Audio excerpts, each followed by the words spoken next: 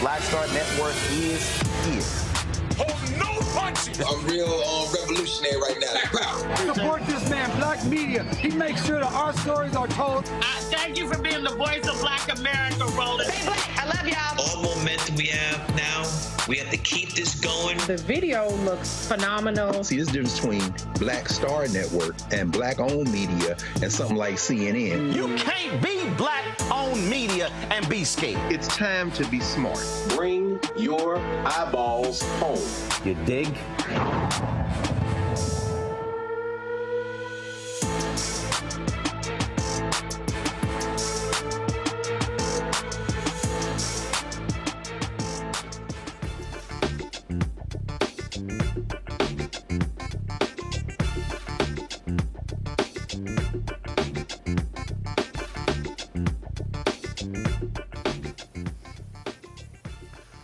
Today is Friday, January 26, 2024. Coming up on Roland Martin Unfiltered, streaming live on the Black Star Network from Toledo, Ohio. Folks, Donald Trump slapped with a $83 million judgment in the case of E. Jean Carroll. He had already been found responsible for sexually assaulting her. He lost the first trial. Now he lost again. Every time he opens his mouth and trashes her, she's going to take him to court. Oh, he is not happy about that. The International Court of Justice falls short of calling for a ceasefire between Israel and the Palestinians over the battle in Gaza, but they also make demands of Israel. We'll tell you about those as well. A Trump-appointed federal judge is blocking the enforcement of Title VII of the Civil Rights Act against Cancer Alley in Louisiana. We'll talk to an advocate about how awful that decision is. Also, last night, Alabama put to death a man with nitrogen gas for the first time. Now, Louisiana's governor, Jeff Landry, he wants to lift the ban on executions in that state, and so we'll talk about that as well. Folks, that and more, a lot of stuff I want to cover on today's Roland Martin Unfiltered on the Black Star Network. It's time to bring the funk. Let's go. He's got it. Whatever the biz, he's on it. Whatever it is, he's got the scoop, the fact, the find. And when it breaks, he's right on time and it's rolling. Best believe he's knowing. Putting it down from sports to news to politics. With entertainment just for kicks, he's rolling. It's on go, roll, y'all. It's Roland Martin, rolling with Roland now. He's funk, he's fresh, he's real, the best, you know he's Roland Martin now.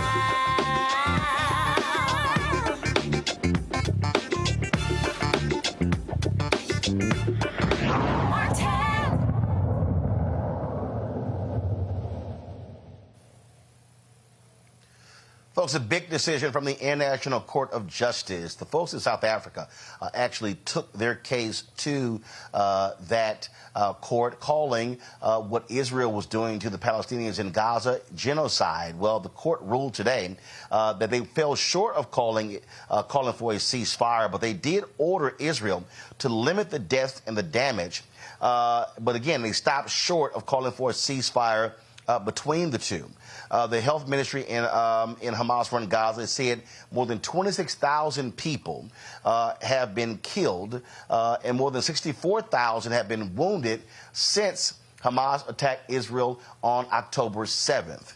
Of course, now South Africa accused Israel of genocide and asked the World Court in The Hague, Netherlands, to impose interim measures as the case proceeds. Folks, if we could play the video. Do we have the video of the ruling from the court that was read in the court? If so, let's play it.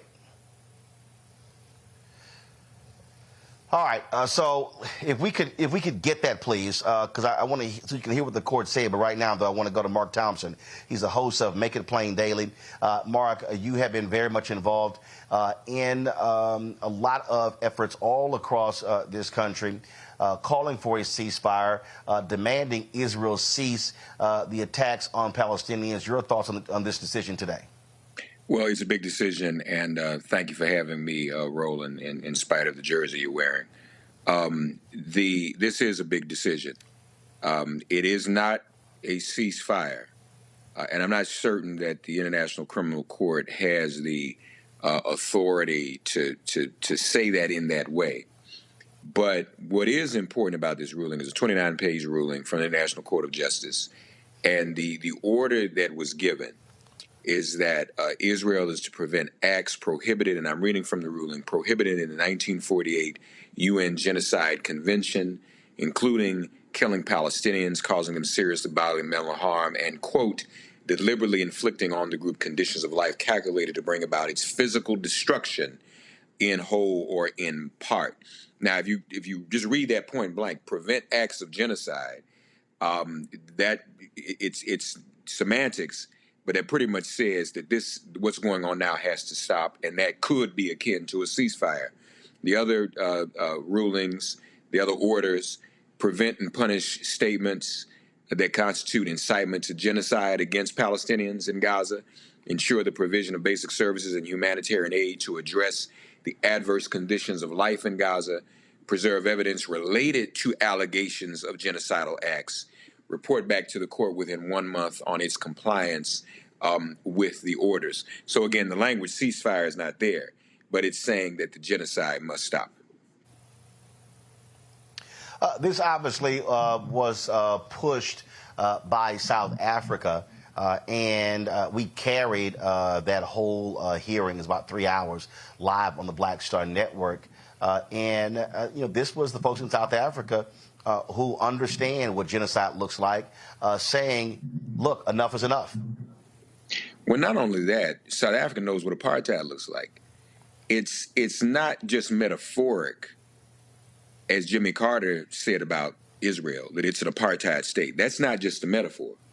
South Africa also knows and remembers from its history in the anti-apartheid struggle that it was the Israeli government that backed for decades the apartheid regime in South Africa, backed it fully, backed it financially, and helped the apartheid regime in South Africa, Roland, build its own nuclear weapon. There are countless, and people can look this up, there are countless resolutions from the UN General Assembly condemning the Israeli regime's support of the apartheid regime in South Africa. So Israel was literally supporting an apartheid regime. So it's not a leap one for South Africa to recall that and demand accountability, nor is it a leap when people like former President Carter and others describe what Israel has been doing since the 40s to the Palestinian people itself is a form of apartheid, because it was an apartheid ally, it was an apartheid tool. So the question now is, what happens next? There's some speculation that there'll be another vote in the UN Security Council, and I know you've been talking about this politically. Risk for the Biden administration. You've got the state of Michigan, you've got young voters, millennial Gen Z voters that are watching what's going on in Gaza, that are protesting at the White House, saying that Joe Biden needs to get out of this, needs to stop supporting Israel. He himself needs to demand a ceasefire. To be fair, the Biden administration has started talking more and more and making demand of a two-state solution. In fact, it's been reported that Biden met with Netanyahu, not only said, you are bringing harm to your closest ally, and you may cost me an election. I'm paraphrasing what Joe Biden allegedly said, to which Netanyahu responded, I don't give a damn. So it's not in the best interest anymore for this government to veto or vote against, once again, any call for a ceasefire or anything close to what the International Criminal Court is demanding in the UN Security Council. It would do well for the Biden administration to wake up, as Prime Minister Trudeau of Canada has done, as the Prime Minister of Britain has done, as the President of France has done, and so many other countries are saying this has to stop. And even more and more members of Congress. Chris Van Hollen has introduced a bill that calls for accountability when it comes to spending and weapons being given to Israel. Raphael Warnock, the same thing. And there is it's not a growing, it's always been a large number of Jewish Americans and rabbis for ceasefire, and that have spoken out and have said they're not comfortable with this. So that's where we are. This is a significant ruling. I don't think we've got a response from Israel yet, but I mean, if they can flout the International Court of Justice, if they're going to push back against that, then ultimately what's the difference between Netanyahu and Trump as he fights back against a ruling against him today? Well, that answers his own question. There is no difference, because Netanyahu, Trump, and Putin are three peas in a pod. Here is the head of the court reading some of today's ruling. Considers that, with regard to the present situation, Israel must, in accordance with its obligations under the Genocide Convention, in relation to Palestinians in Gaza, take all measures within its power to prevent the commission of all acts within the scope of Article 2 of the Convention, in particular, A, killing members of the group, B, causing serious bodily or mental harm to members of the group, C, deliberately inflicting on the group conditions of life calculated to bring about its physical destruction in whole or in part, and D, imposing measures intended to prevent births within the group.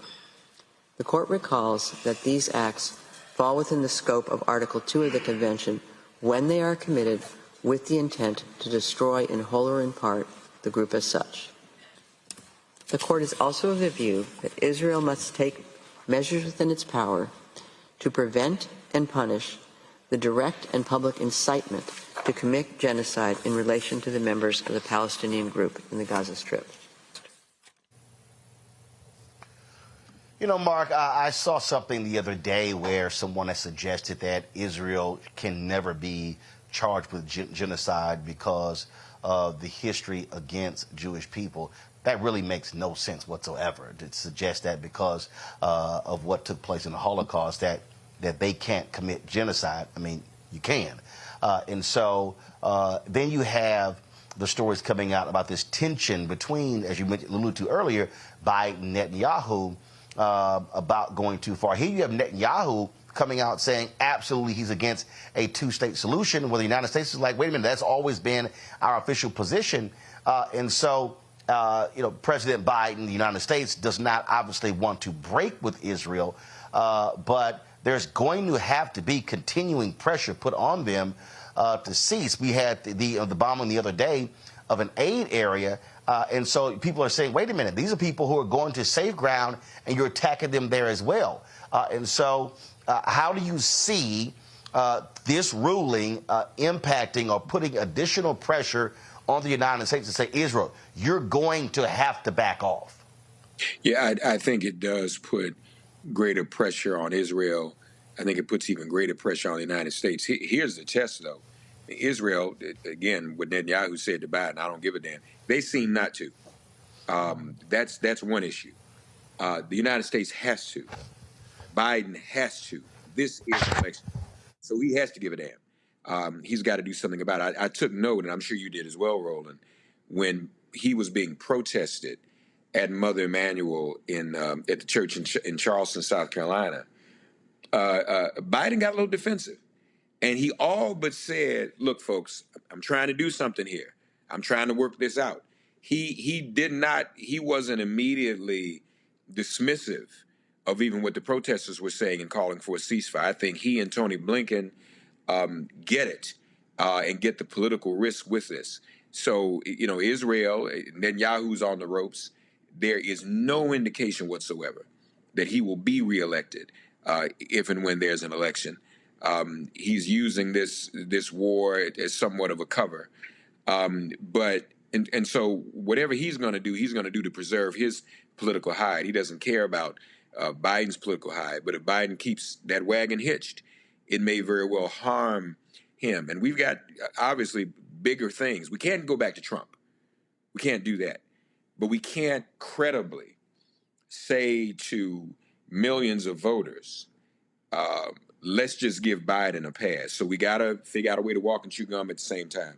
And if Biden was smart, he would see what's happening in the streets. He would see the demands for a ceasefire as really better political advice and calculus than his own consultant class that's charging him $1 million is giving him. This needs to stop. He really has no choice but to bring it to an end. And lastly, on the court, I think that Biden will have a hard time, even if Israel chooses to ignore the court. I think the United States and the State Department and the UN, the U.S. delegation to the UN, is going to have a hard time simply ignoring the International Court of Justice. Indeed. Mark Thompson, we appreciate it, man. Thank you so very much. Thank you, brother. I need to get you in New Jersey. And that's not going to happen because, my Astros completely own your Yankees. So, Juan Soto. I know it pains you. Juan Soto. I know it pains you immensely to have to see this jersey, but we'll kick y'all butt again come this year's baseball season. Juan Soto will be batting second. Aaron Judge will be batting third in the lineup. That's great. Now. It's a wrap. So, y'all pray for Roland. I done heard that before. Okay, so trust me, y'all be losing us again. So just go ahead and suck it up. We own the Yankees. The Astros own the Yankees. Just letting you know. All right. You and Spike Lee continue y'all Yankee tears. All right. Appreciate it. Thanks a lot. Folks, got to go to a break. When we come back, we'll chat with our panel about this issue. Also talk about this huge judgment Trump was slapped with. Oh, he's responded, but y'all notice he kept E. Jean Carroll's name out of his mouth this time. Every time he mentions her, she going to take us behind the court. Oh, my goodness. In the words of the great singer from West Virginia, it's a lovely day. You're watching Roland Martin Unfiltered on the Black Star Network. We just have one of the oldest cultures that's desperately needed for mutual salvation. That's the consciousness. We have the keys in our roots to save mankind. We get to see the condition of other countries, other oceans, other cultures. And if we believe in God, a lot of us do, he's telling us if you don't get rid of that stuff that makes somebody superior or inferior and work together for the mutual salvation, everybody's gone.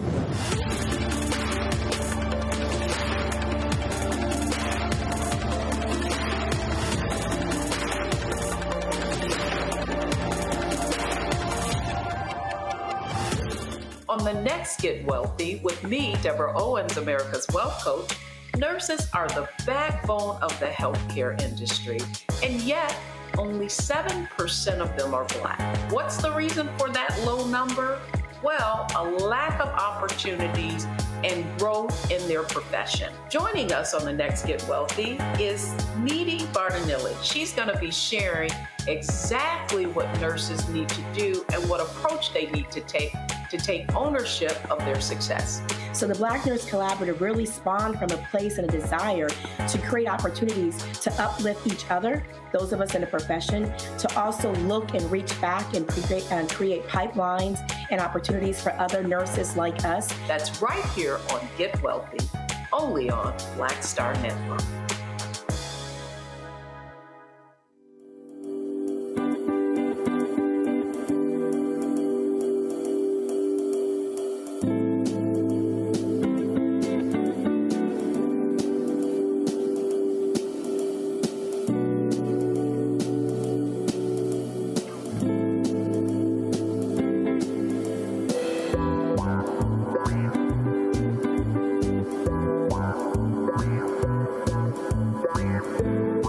What's up? Geek Toledo in the place to be. Got kicked out your mama's university, creator and executive producer of Fat Tuesdays, an air hip-hop comedy. But right now, I'm rolling with Roland Martin, unfiltered, uncut, unplugged, and undamn believable. You hear me?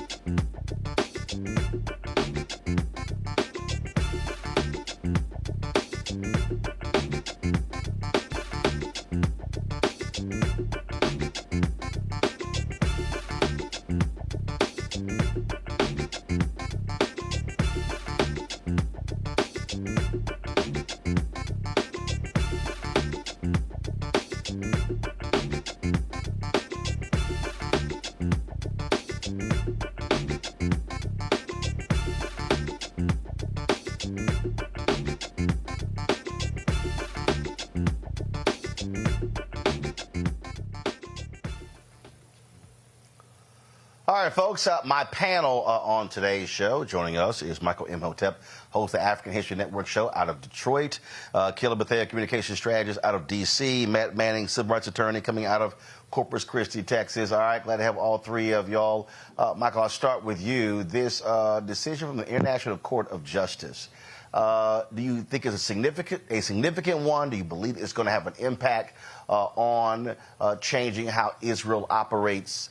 Just your take on it. Yeah, I think it's a significant impact, and I think this is really good for South Africa to step up also. Now, I'm not sure. So Israel is given a month to submit a report about how they're going to proceed. I'm not sure what the consequences are going to be if Israel does not abide by the guidelines here from the international court. So, but this is something I think that's very good, and I think more pressure is coming upon Israel as well. And we see that Biden and the Biden administration is over the past maybe week and a half or so, something like that, has become more outspoken about the need for Israel to be more targeted in there, and maybe 2 weeks or so, but it be more targeted in the attacks and the need to reduce the innocent casualties as well. So we'll see, what comes of this in a month or so, but this is a good first step. Kelly? I think this is a wonderful first step, especially considering the fact that South Africa, a country that frankly is known for its apartheid history, blatant modern apartheid history, is calling out Israel for its apartheid present. And the world is watching and actually listened to an African country calling this out. I think that's a fantastic thing. I think that like the article in Politico says, they did stop short of straight up saying that Israel was committing genocide. I think that's really what needed to happen as far as a political landscape is concerned regarding Joe Biden, because I feel like if that language was used as strongly as it needed to be used, he would have to force his hand in regards to the money that is going over to Israel. So again, this is a great first step. Hopefully, Israel will listen and actually abide by the order. We'll see what happens from here. Matt, obviously Israel is a sovereign country. They can make their own decisions, but to have this international court make this decision, it adds fuel to the fire of those who are saying Israel must pull back on the assault against the Palestinians. Again, when you look at what took place on October 7th, some 1,700 or so Israelis were killed in that. Already some 26,000 Palestinians have been killed. Yeah, I'll be the dissenting voice here a little bit. I mean, I don't practice international law. It's arcane area of law, and people who practice it know it far better than I do. But the basic reading of this opinion to me seems like it is strong words, but not really anything that can be enforced, or at least where Israel can be strong-armed to comply. And that's what I see as the issue here. I mean, not only did they not go so far as to say it was genocide, but in 2019, Gambia sued Myanmar in the International Court of Justice, and Myanmar decided to just completely disregard the order. And the problem with it is the decisions of the court are not appealable and they're final, but there's not any authority above this court who can enforce what the court has required of the states who are involved in the dispute. So what I am concerned about is that, Netanyahu's messaging in the wake of this is that he's claiming that this is a ratification of Israel's right to defend itself. And what concerns me about that is it doesn't seem like there's going to be necessarily any adherence to the court's rule of law or the court's order here. And there's not really anything that the ICJ can do to make Israel comply. So that's what I see as the issue here. And, there's precedent for that on our own shores. If you look at Brown, right? Brown v. Board of Education was not the case that immediately made things happen. They had to issue another Brown, and still we saw ramifications of people's noncompliance with that order. So my point is, I don't know that this is as earth-shattering as it's being characterized outside of the political context, but maybe there's something I'm missing with it. Well, I think the enforcement mechanism is something that is significant. We have seen before how the United States, how we want this court to govern other countries, Michael, but don't particularly like it when the court rules against the United States. And it's sort of like there are rules for everybody else and there are rules for us. Yeah. And, here once again, because I was rereading this article from the Washington Post dealing with this, and in the article it says, though the court's decisions are legally binding, they can be hard to enforce. So time is going to tell what happens here. You know, it's overwhelming evidence that the 2.2 million Palestinians are living in an open-air prison. Israel controls. They've had a 16-year blockade against the Gaza Strip and control what comes in, what comes out, control the electricity, things of this nature. And now at the same time, and people may not like this, but at the same time, Israel, you know, does have a right to defend itself, but you have to be careful on how you do that. You have to preserve innocent civilians. You can't just go after Hamas wholesale and then say, oh, well, they're using the civilians as a shield. Well, if you already know that, that would tell me that you need to be more careful how you go after Hamas. So we'll see what happens with this. Hopefully something good will come from this. Well, again, I think what this does, Kelly, again, for those people who have been raising the issue about the need for a ceasefire, this gives them more momentum to be able to make the argument, to have this official body come with this decision, as opposed to saying, well, this is just our view. They're able to say, hey, this is what this international court, they've examined this whole deal, they've studied it, this is now what they've had to say. And so there are other governments out there that could also put pressure when you talk about the French, when you talk about the UK, Canadians, and other countries as well. I think that it's very interesting it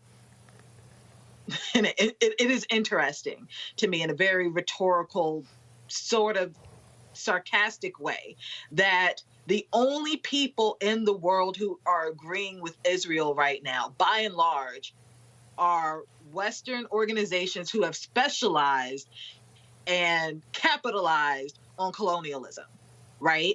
And that says a lot, because this isn't the first international body that has basically told Israel to stop. The UN has told Israel to stop. Several international organizations have begged Israel to stop. Ireland has said on their parliament floor, stop. Everybody except the U.S. and countries rather, like the U.S. in that they are westernized or specialize in colonialism, or they really want some oil, whatever the reasons may be. And it's very few of these countries, right? They're just major players on the world landscape. Those are the only ones who are saying Israel's doing okay. Israel is doing what they're supposed to do. Israel is just defending itself. 20,000 civilians dead and basically no Hamas captured is not a defense. That's slaughter. That's a genocide. And the reason why it needs to be said that way is because words matter. Communication matters. And when you put that word out in the atmosphere, when you manifest that word into the atmosphere, people, countries, governments have no choice but to act and act accordingly, one way or the other. But they can never say that the word wasn't used. They can never say, oh, we didn't know, when you have something of this magnitude on the floor right now. So even though, points are made, the court can't force Israel to do anything. You're right. Israel is a sovereign state, but sanctions exist, tariffs exist, treaties exist. There are instruments at play that can be revoked, changed, tweaked to make Israel real uncomfortable. And that's what needs to happen. All right. Hold tight 1 second, folks. We come back. Let's talk about, speaking of uncomfortable, ooh, Lord, poor little Donald Trump. He got slapped with an $83 million judgment today by a jury in New York. He is not happy about that. Donald, you keep running your mouth. You're going to keep paying up. Can't wait to talk about this next. You're watching Roland Martin Unfiltered on the Black Star Network. Be sure to support us in what we do. Join our Bring the Funk fan club. Your dollars allow us to be able to cover the news and the stories every single day, not only on this 2-hour day show, but also on the additional shows we have on the Black Star Network. You can see your check and money order to P.O. Box 57196, Washington, D.C., 20037-0196. Cash App, $RM Unfiltered. PayPal, R Martin Unfiltered. Venmo is RM Unfiltered. Zelle, Roland at RolandSMartin.com. Roland at RolandMartinUnfiltered.com. We'll be right back. Hatred on the streets, a horrific scene, a white nationalist rally that descended into deadly violence. White people are losing their damn minds. As an angry pro-Trump mob storms the U.S. Capitol, we're about to see the rise of what I call white minority resistance. We have seen white folks in this country who simply cannot tolerate black folks voting. I think what we're seeing is the inevitable result of violent denial. This is part of American history. Every time that people of color have made progress, whether real or symbolic, there has been what Carol Anderson at Emory University calls white rage as a backlash. This is the rise of the Proud Boys and the Boogaloo Boys. America, there's going to be more of this. Here's all the Proud Boys, guys. This country is getting increasingly racist in its behaviors and its attitudes because of the fear of white people. The fear that they're taking our jobs, they're taking our resources, they're taking our women. This is white fear.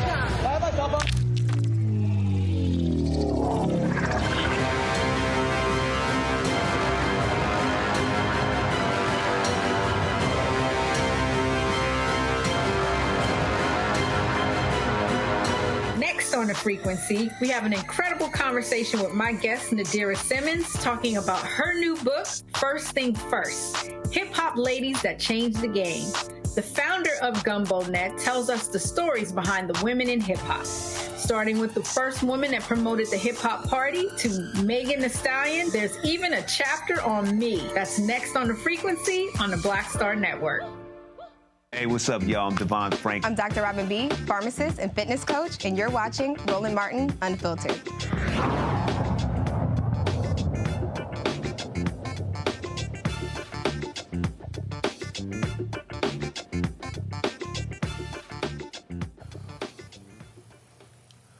A Trump-appointed federal judge has blocked the Environmental Protection Agency from enforcing Title VI of the Civil Rights Act. This is disparate impact requirements as it relates to Louisiana agencies involving Cancer Alley. Judge James Kane ruled against residents of a stretch of parishes along the Mississippi River, again known as Cancer Alley, an epicenter of petrochemical manufacturing in the U.S. with disproportionately high rates of cancer. Now, this is a huge decision. And again, it goes to show, I always keep telling people how one federal judge could literally have an impact on decisions all across the country. Joe Banner is the co-founder of the Descendants Project, joins me from Wallace, Louisiana. Joe, glad to have you here. I mean, here's the deal. The EPA, by using this, they're able to show the impact and how it particular impacts people of color. Here you have a federal judge who now says, nope, can't use it. So what is at risk is the EPA using this tool in other areas all across the country. Yeah, it's a disappointing decision. It's not what we wanted. But this is a first step. We want to make sure that we're going to keep fighting and making sure that these numbers are known. The EPA didn't use any special calculus to make these numbers. They're simply reporting on the data that's there. So I think it's like watching a football game and not being able to say who wins based on the score. So we really want to make sure that these numbers, no, they're not, we don't want to ignore them. The point is to improve them. And that way, we would have to be embarrassed by the numbers if that's what it is. But anyway, I just think that it's really important that we keep on fighting. We keep on making sure that these numbers are reported and ultimately utilized to make these important decisions. What is next? Obviously, there's going to be an appeal of this decision. Right. We're going to keep fighting. We're going to make sure our advocacy won't stop. We are the groups that are involved in this, like myself and other groups who are, by the way, we are community members who happen to be advocates trying to support our communities. A lot of times it's framed as we are just these advocates who have no connection to the communities, but we do this because we want to see our communities survive and not have to deal with asthma and cancer and other diseases. So we will get together with our legal representation and come up with the next step. We know these fights are often multiple steps, and we're all prepared to go the full round. You have a Supreme Court case they had oral arguments about a week ago that will also have an impact in terms of government agencies being able to make decisions in so many different areas. You've had major companies who've been trying to roll back an aggressive environmental protection agency. And so not only are y'all fighting these major companies there in Louisiana, this is happening all across the country where companies do not want an aggressive EPA under Democrats. Whenever Republicans get elected, their whole deal is, hey, let big business do whatever they want.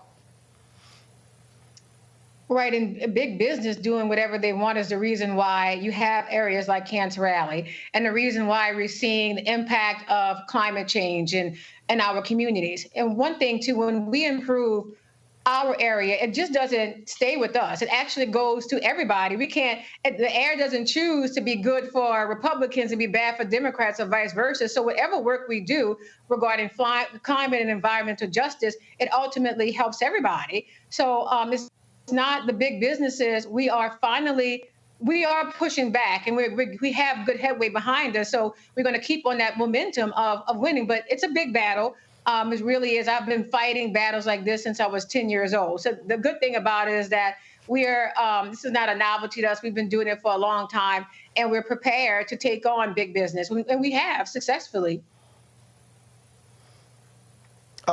Give people an understanding of why this area is called Cancer Alley. This area is inundated with petrochemical companies, with other pollution-causing industries, such as the grain industry. It's all concentrated within an 85-mile stretch between New Orleans and Baton Rouge.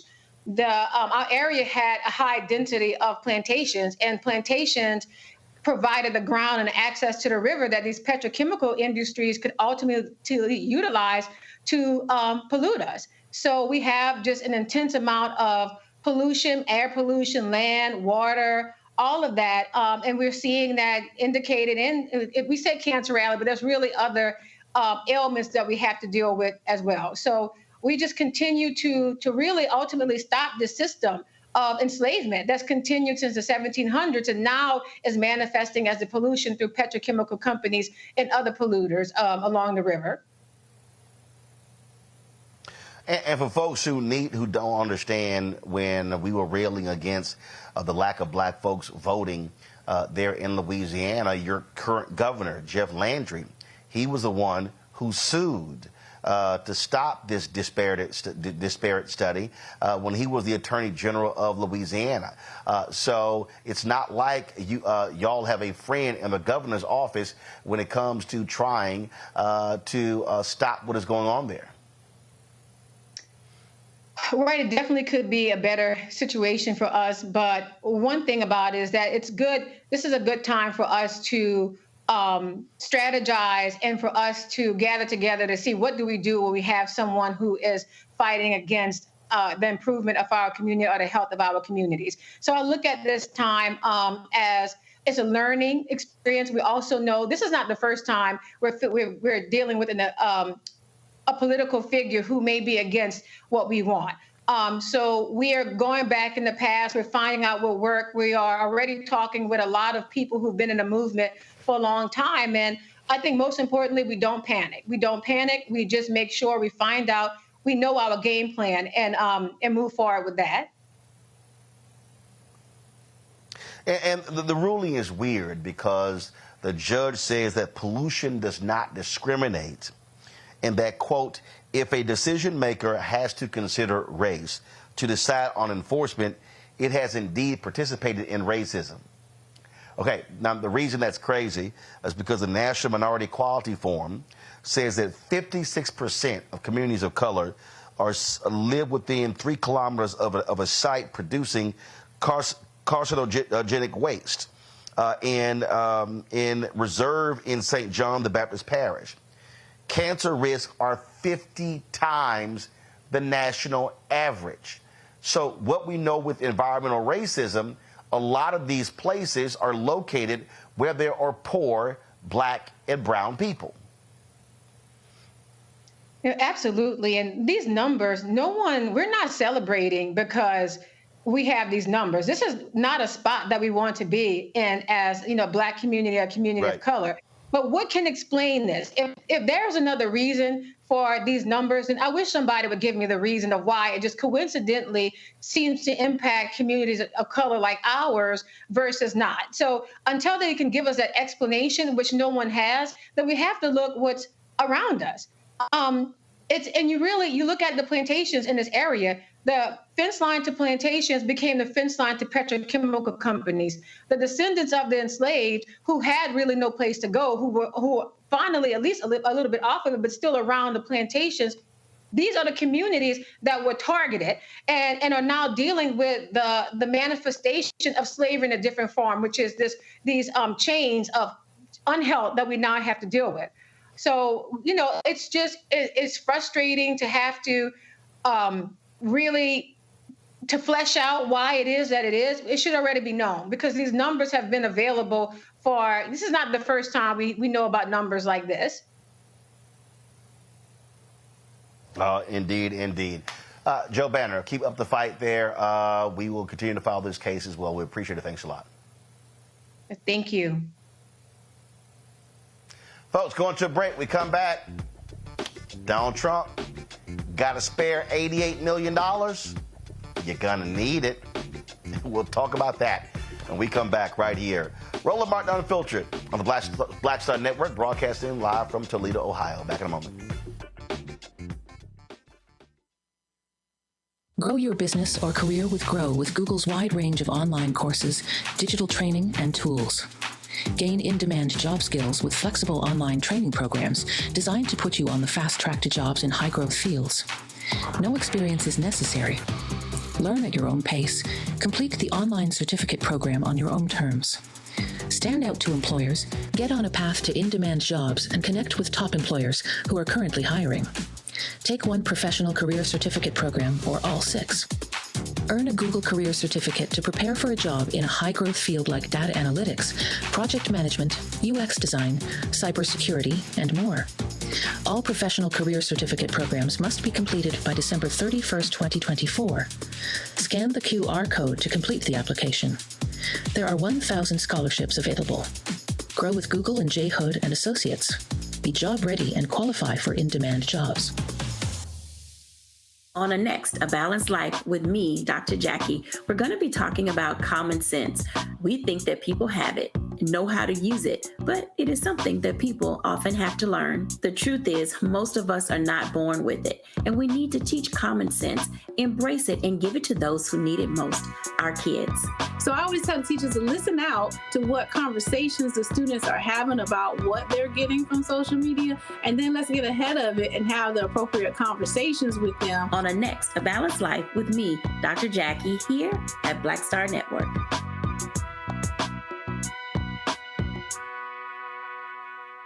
Hey, what's up? It's Sammy Roman. Hey, it's John Murray, the executive producer of the new Sherry Shepherd Talk Show. It's me, Sherry Shepherd, and you know what you're watching, Roland Martin Unfiltered.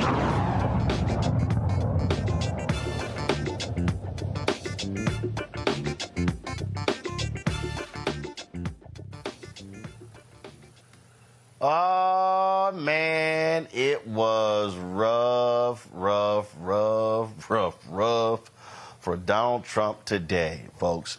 A jury was determining damages with regards to the case of E. Jean Carroll. Now, y'all might remember, Trump actually was found liable for sexually assaulting her a few months ago, okay? judge ordered him to put up a $5 million bond. Well, Donald Trump, he kept trashing her. He kept saying she was lying. So she said, okay, let's bring your ass back to court. Well, today, the jury went off, okay? They hit him up for $18.3 million. And then, first of all, we're going to break down the deal. So it's a total of $83 million. You throw in the previous $5 million, the total judgment against him is $88 million. Okay, y'all know how big this is? When they had closing arguments, Trump was so arrogant, he storms out of the court in the middle of the prosecution asking questions. The judge didn't take too kindly, constantly chastised his own attorney. It was unbelievably crazy. And so, again, this jury decided $7.3 million in compensatory damages, $11 million to repair her reputation, $65 million in punitive damages. Matt, you know it was going to be big when the jury sent a note out saying, "How big can we go?"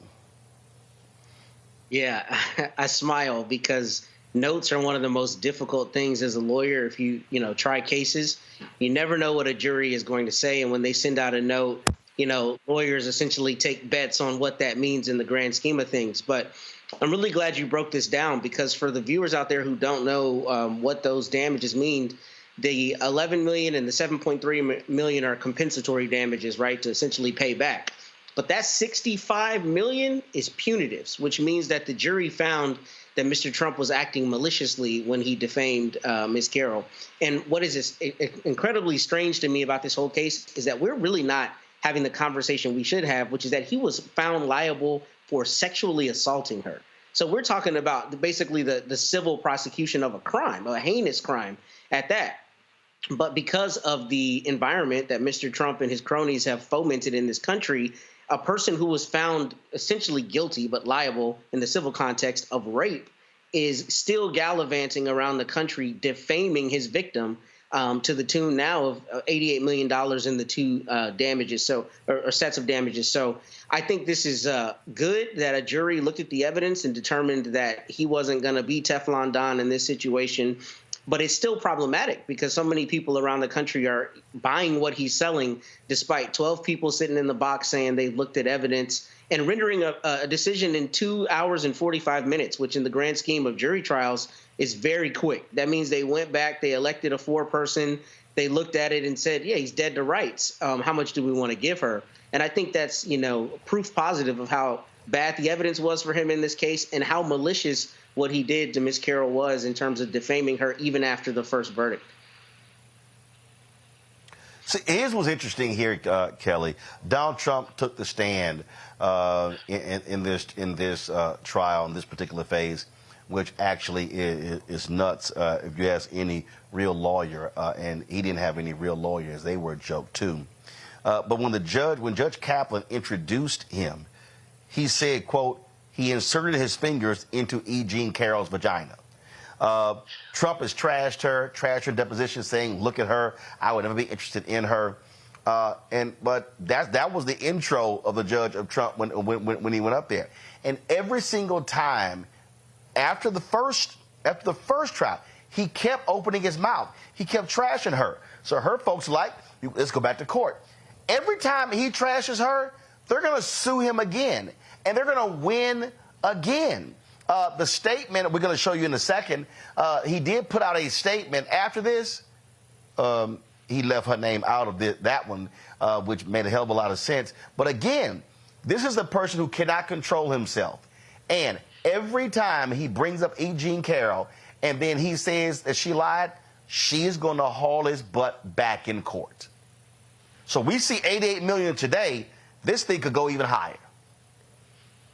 Well, sure. And it makes me wonder exactly what Donald Trump's net worth is, like how much money he actually has to settle these cases. And I ask that not, like rhetorically, but I am serious about it because for for those who have seen trials like this happen before, where it's, a defamation case or any type of civil case where it's like a high number settlement involved or a high number damages amount involved, they shut up after that.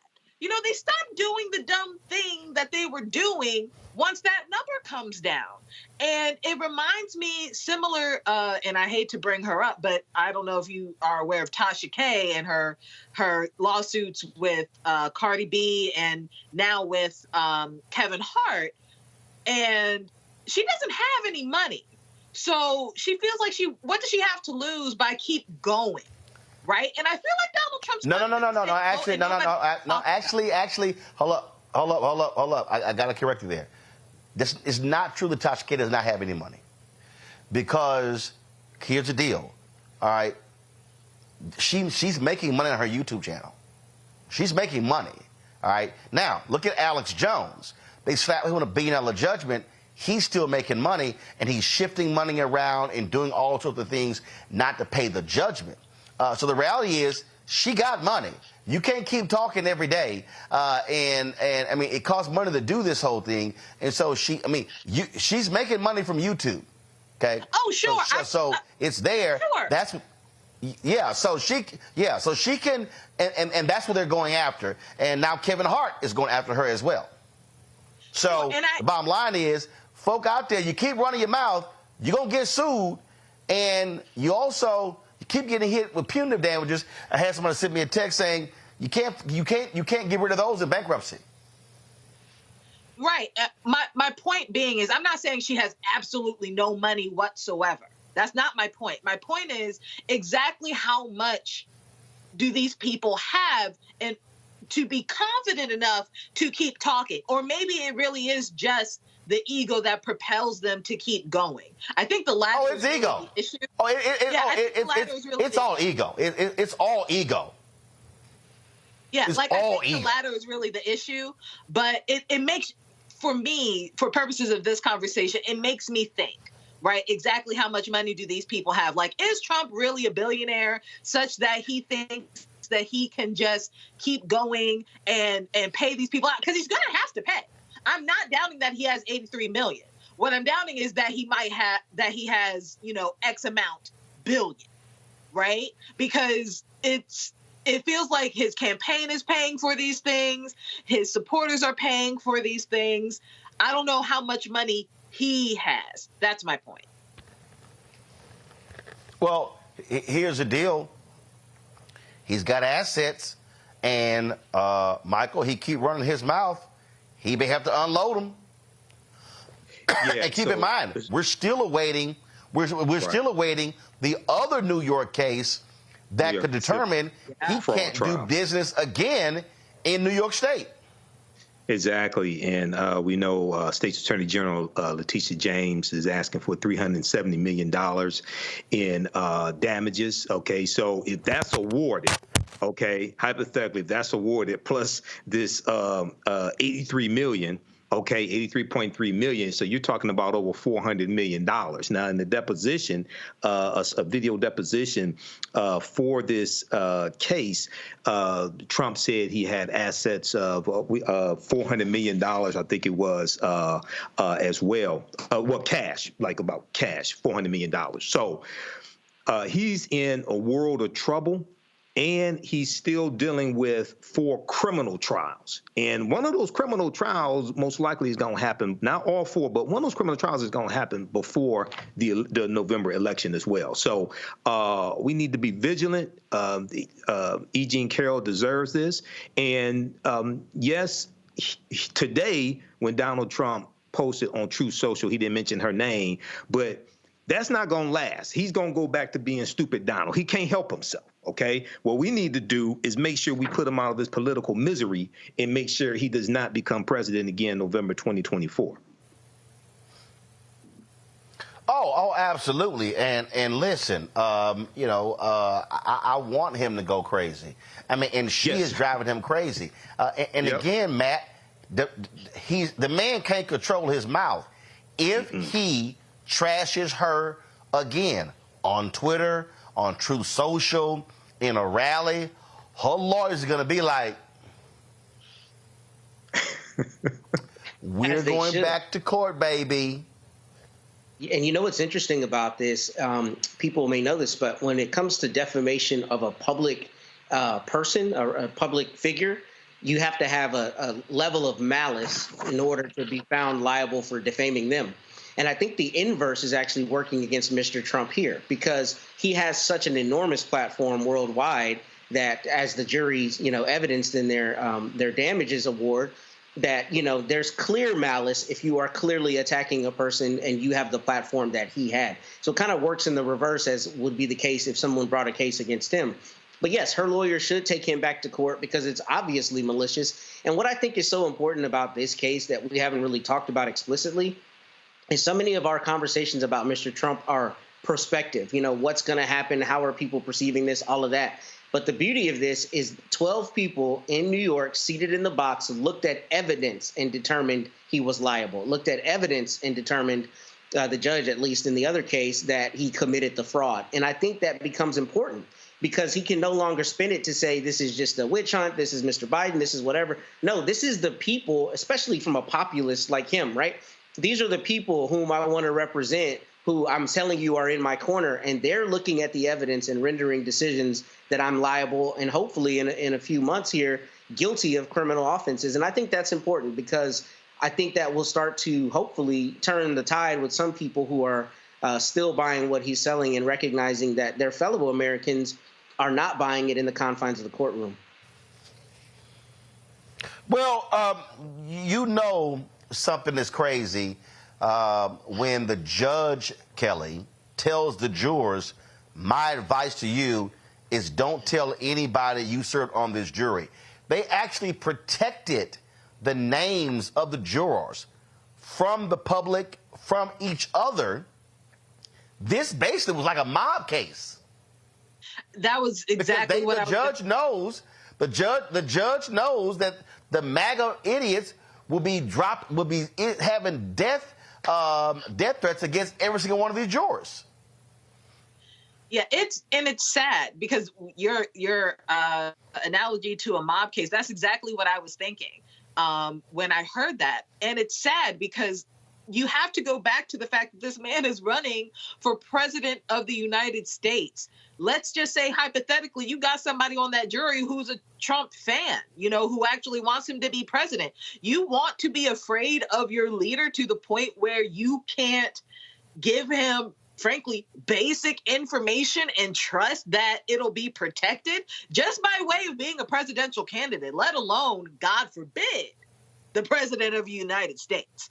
That blows my mind. Like, we still have to get back to the fact that this man is still trying to run this country terribly again, right? And that the court found it important enough and vital enough to take those measures in a jury trial. Because if I'm not mistaken, correct me if I'm wrong, was this judge also getting death threats? And was this the same case where the judge and their law clerk and their staff was already getting the death threats and they didn't want that to happen to the jury? Because that's happened on the Trump case before too. So the fact that they have experience with this and they didn't want that on the jury because a, God forbid again, potential president of the United States has a legion of losers to basically bully them into oblivion. That's crazy to me. And it's more importantly, it's sad.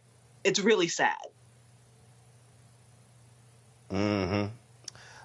And of course, this is going to be totally ignored by, almost ignored by Fox News, Michael. But again, I think what this also says is, Trump, you just taking more L's, more L's, more L's, more L's.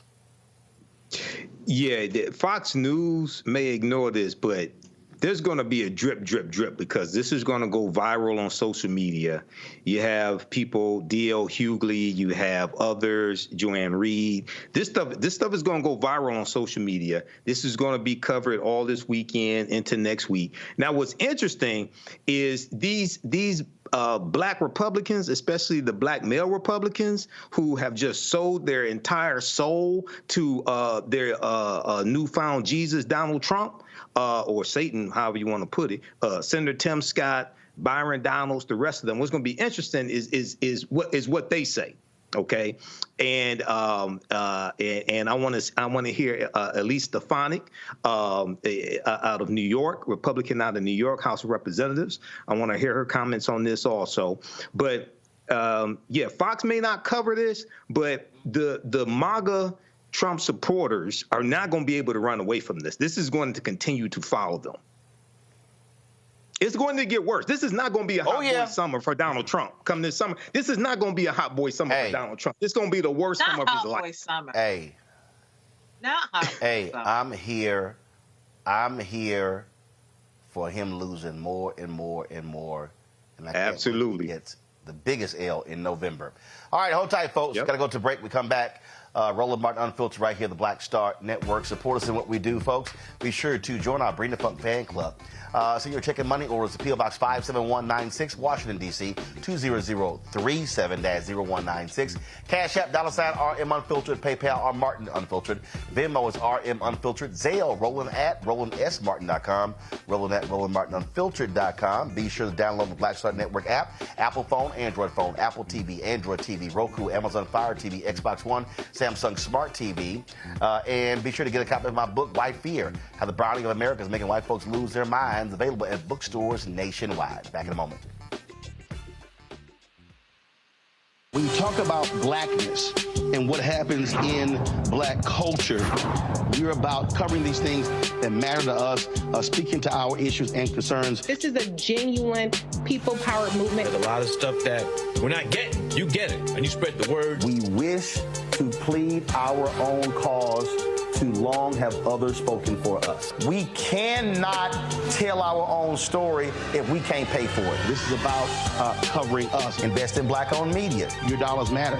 We don't have to keep asking them to cover our stuff. So please support us in what we do, folks. We want to hit 2,000 people, $50 this month, raise $100,000. We're behind 100,000, so we want to hit that. Y'all money makes this possible. Checks and money orders go to P.O. Box 57196, Washington, D.C., 20037-0196. The Cash App is $RM Unfiltered. PayPal is R Martin Unfiltered. Venmo is RM Unfiltered. Zelle is Roland at RolandSMartin.com. Next on the Black Table with me, Greg Carr. We look at the history of emancipation around the world, including right here in the United States, the so-called end of slavery. Trust me, it's a history lesson that bears no resemblance to what you learned in school. Professor Chris Manjapra, author, scholar, amazing teacher, joins us to talk about his latest book, Black Ghost of Empire, The Death of Slavery and the Failure of Emancipation. He explains why the end of slavery was no end at all, but instead a collection of laws and policies designed to preserve the status quo of racial oppression. The real problem is that the problems that slavery invented have continued over time. And what reparations are really about is saying, how do we really transform society, right? And stop racial violence, which is so endemic. What we need to do about it on the next installment of The Black Table, right here on the Black Star Network. Next on The Frequency, we have an incredible conversation with my guest, Nadira Simmons, talking about her new book, First Thing First, Hip-Hop Ladies That Changed the Game. The founder of GumboNet tells us the stories behind the women in hip-hop, starting with the first woman that promoted the hip-hop party to Megan Thee Stallion. There's even a chapter on me. That's next on The Frequency on the Black Star Network. Hello, we're the Critter Fixers. I'm Dr. Bernard Hodges. And I'm Dr. Terrence Ferguson. And you're tuned in to Roland Martin Unfiltered.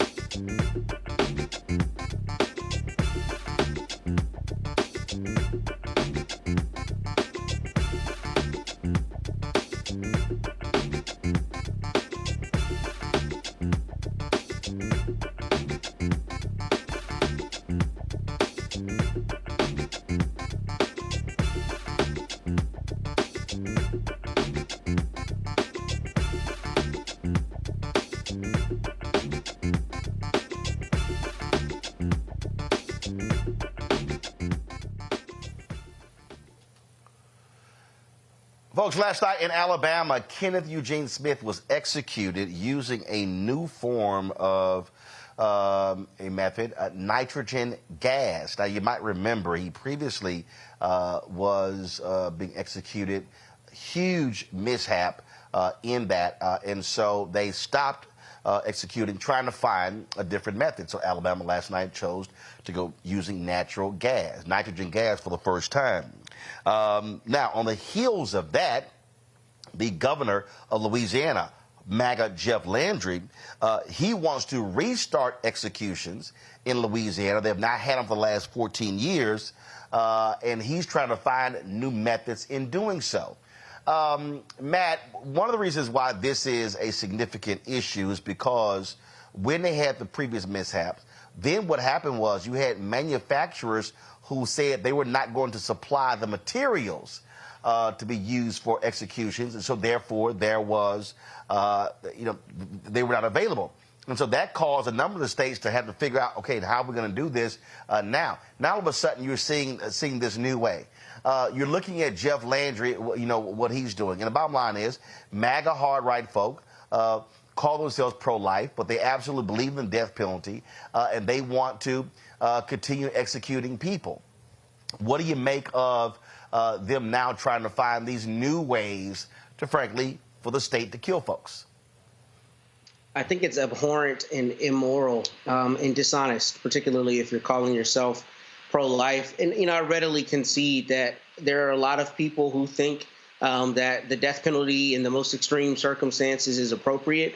I'm very clearly against it. I think we have too long a history, particularly in our community, of it being used where there was questions about a person's guilt or where the ultimate punishment was just way too incommensurate with the crime. And I think here a lot of this is conservative virtue signaling, trying to show that Landry is tough on crime. I think he wants to reinstitute hangings and another method. I can't recall the other method. Maybe it was firing squad. But in any event, the real issue with the death penalty, one, is that I believe it's barbaric. I think many other nations around the world that we stand next to, at least in our minds, ideologically, have said that it is not something that should be used. But beyond that, the reality of the death penalty is that it doesn't have the deterrent effect that it's intended to have. And that's the issue. People are still committing capital murder. They're still committing murder. And of course, we need to have a severe punishment, but we also need to not reduce people to non-human status. And the reality is, I don't know that the state can ever credibly or morally be engaged in the business of punishing someone by death, because death is obviously the ultimate punishment. So I say all of that to say, I don't know how much of this is some deeply held belief of Landry, how much of this is a campaign promise, how much of this is virtue signaling. But in any event, I think we need to have a national reckoning about the death penalty. And in preparation for this segment, I read that in 2022 and 2023, the uses of the death penalty went up significantly, something like 56% in 2022 and even more in 2023, because the Supreme Court has removed some of the roadblocks to its usage. And I think that's part and parcel with what we talk about often on this show, that elections matter. And when you have a supermajority on the Supreme Court of conservative justices, they're going to be inclined to allow draconian forms of punishment. So I think this is more philosophically, we as a country have to reckon with this, particularly because we know the error rate with the death penalty. Michael, what they did was in 2022, they had an issue killing him by lethal injection because they had a problem with the IV line. And so then they chose to go to this particular method here. Now, this is the first time a state has executed somebody other than lethal injection since the death penalty was restored in 1982. Now, here's what's also interesting here. The Attorney General of Alabama said the following. He said that they predicted that with nitrogen gas, he would be unconscious within seconds and dead within minutes. Well, the reality is it took 22 minutes for him to die as a result of nitrogen gas. Yeah, Roland, I concur with Matt. This is very barbaric. It's inhumane. And the Republican Party, they're not the pro-life party. They're the pro-birth party, because after you're born, they really don't care about you until it's time to vote, unless you're African American or Latino. Then they're going to pass bills like SB 201 in Georgia, which is crafted by Heritage Action for America, as well as many of these other boilerplate voter suppression bills based upon the big lie that was pushed by Donald Trump. So what you have here is the state of Louisiana that has one of the highest incarceration rates of African Americans. And Louisiana is also where you have Angola prison as well, okay? And Angola prison sits on the land that used to be a slave plantation, and the majority of those slaves came from Angola, which is why it's called Angola prison. You have Republicans pushing for the death penalty and another way to use the death penalty, while at the same time they want to suppress the teaching of real history oftentimes in schools. 1, 2, suppress the vote as well, put in voter suppression laws. So they want to reduce your ability to change laws of the future and skew the history of the past that tells how you got here. So this is extremely dangerous. This is an example of why elections have consequences. He was voted into office. He needs to be voted out of office when the next election comes. Kelly, the point Matt made earlier, I think, is an important one that can't be overstated, and that is, when you listen to people who support the death penalty, they routinely say that the death penalty is in place to serve as a deterrent. You can't show me anywhere in this country, and I would love for somebody to show me where the death penalty has become a deterrent. I don't know of any place, I don't know of any state where, hey, we've seen a drop because of that death penalty. It hasn't. It simply hasn't been a deterrent for capital crime, capital murder.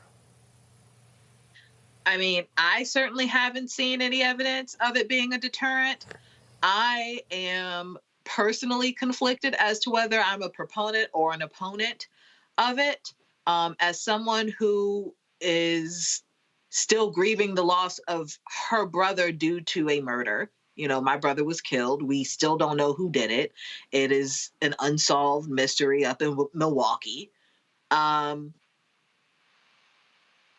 am not in a space where I would be like, okay, should this person be caught and tried and convicted?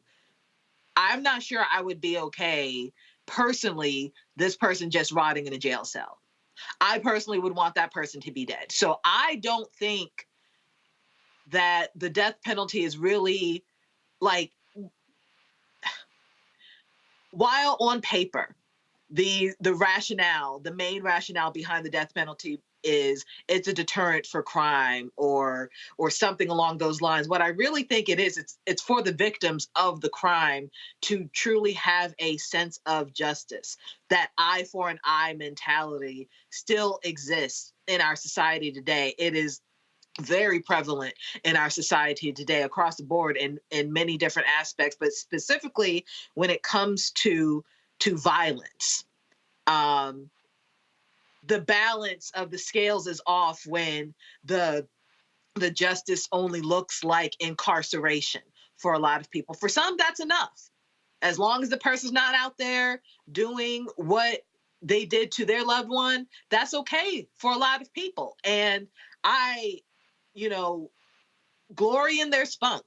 You know what I mean? Like, I wish I could be that way. I am not that way. If I were to find the person who killed my brother on the street, I don't know if they would make it to see a trial. I will be completely honest with you. So I'm conflicted as to whether yay or nay, politically, on the angel on my shoulder knows all the right reasons, all the right things to say regarding the death penalty. But the one on the other side, I don't know. You know, I can think of a lot of ways that are more efficient than some gas that I would probably be more amenable to than, and frankly, if we're going to talk about ethics and humane, would a more humane way to die, if we're really going to go that route, be the more immediate way to die? You know, questions that need answers. Thankfully, I'm not in charge of them. Well, it is going to be a continuing conversation without a doubt. And so we will see what they decide to do there in Louisiana. All right, folks, a lot more to talk about on today's show. Going to go to a break right now. When we come back, you've got more black head coaches in the NFL. Oh, my goodness, what's going on? In Michigan, they just announced the hiring of their offensive coordinator, who's African-American, to be their head coach as well. Of course, Brad Flores filed that lawsuit exposing the NFL. So, are these owners now all of a sudden paying attention? Well, let's talk about that.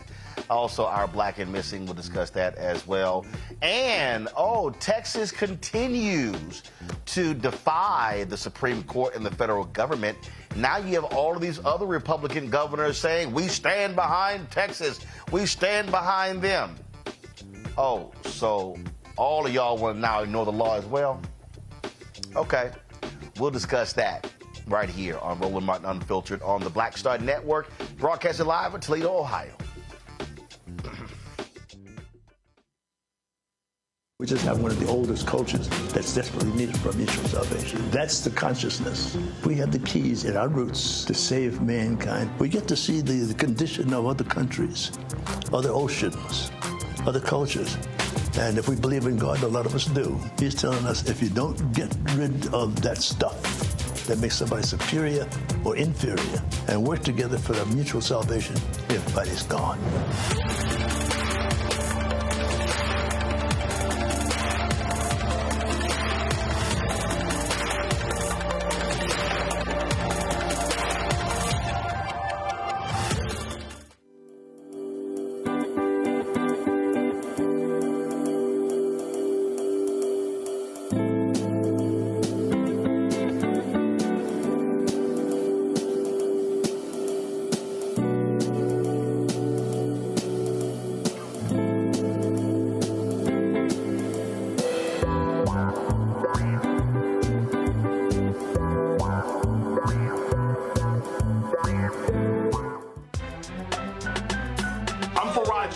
Live from LA. And this is The Culture. The Culture is a two-way conversation. You and me. We talk about the stories, politics, the good, the bad, and the downright ugly. So join our community every day at 3 p.m. Eastern and let your voice be heard. Hey, we're all in this together. So let's talk about it and see what kind of trouble we can get into. It's The Culture. Weekdays at 3, only on the Black Star Network. Hello, I'm Paula J. Parker, truly proud on the Proud Family. I am Tommy Davidson. I play Oscar on Proud Family, Louder and Proud. Hi, I'm Jo Marie Payton, voice of Sugar Mama on Disney's Louder and Prouder, Disney Plus. And I'm with Roland Martin on Unfiltered.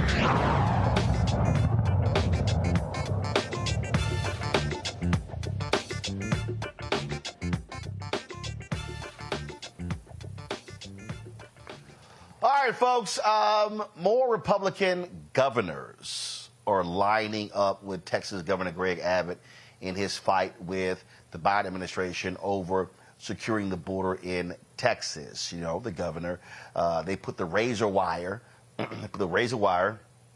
along the border there, and to prevent folks from crossing. Now there's a standoff where you have the Texas National Guard not allowing the Border Patrol to access the area, even though the Supreme Court ruled against Texas in this. So now what you have is all these Republican governors now sitting here saying, we stand with Texas. Texas has the right to protect itself. The thing that's crazy here, and this is what you're dealing with here, Kelly, you got people here who flat out, a so-called law and order, but now they want to ignore a Supreme Court directive. Okay. I then say, what the hell? Colleges and universities, ignore the Supreme Court's decision on affirmative action. Ignore any, hey, if you're a blue state, ignore, you know what? If you're a blue state, totally ignore the Supreme Court's directive in the Dobbs decision. You go right ahead with abortion in your state. The hell with them. And in fact, if you are a blue city in a red state, you also should ignore the Supreme Court and say, you know what, we're going to do what we want because y'all don't really mean anything. That's really what these Republican governors are saying. Roland, I hate for you to repeat yourself, but you broke up the first stanza. You were talking about the governors regarding the border. Yeah, I was talking about the governors regarding the border, and I was saying that these Republicans are now aligning with Texas on it, and they are simply defying the Supreme Court. I see. I mean, Republicans are going to have to make up their minds one way or the other, whether they want intervention from federal sources or whether they want a no man's land where every man for himself, like how the Confederacy was supposed to be, right? You can't have it both ways, but Republicans have done an excellent job at trying. The hypocrisy over there is real, but we'll see where the chips fall regarding whether they're going to ignore it or not. Hopefully there's some repercussions if they do. The thing that's clear here is, these people have no respect for the law, Matt. And let's also, the governor talks about Operation Lone Star. Texas has already wasted billions of dollars. Literally. He spent billions sending the National Guard down to the border, inspecting trucks, didn't have the authority to do so. And has any of that worked? Absolutely not.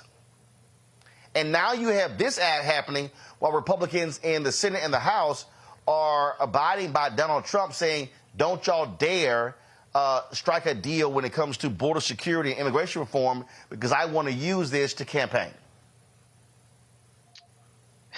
Well, the yellow rose of Texas has since withered and died with Greg Abbott in the office. And the reality of it is this, it's a moving goalpost situation. What Republican governors around the country are doing, including our governor here in the state of Texas, is they find a way to make the rules apply when they want them to apply, especially when it's to black people or poor people or whomever's not of their ilk. And then they find a way to say, well, I'm either going to rewrite the rules or they don't apply to me because for some reason I'm different. And the reality of this is kind of part and parcel with what we were talking about earlier about Landry's fight with the EPA over the petrochemical companies in Louisiana. What you're seeing Republicans do around the United States is continue to make a states' rights argument. And it's ironic because the federal government and Mr. Biden are so often accused of federal overreach. But what you have here is the exact opposite. You have the state trying to say we should be able to widen the purview of things that we control. And the reality is the conservative Supreme Court said, no, you don't control it. That is the federal purview of authority. So, I think this is actually extremely troubling because it's what we're seeing around the country. And the more that these governors try to expand their influence, then the harder it is for the federal government, one, to have the gravitas necessary to enforce the laws that it should have. But two, you're starting to have little fiefdoms. And that's the reality of the United States. That's why it's such an experiment from a political standpoint, because you have 50 disparate and, territories as well, disparate little fiefdoms that to some extent can govern themselves.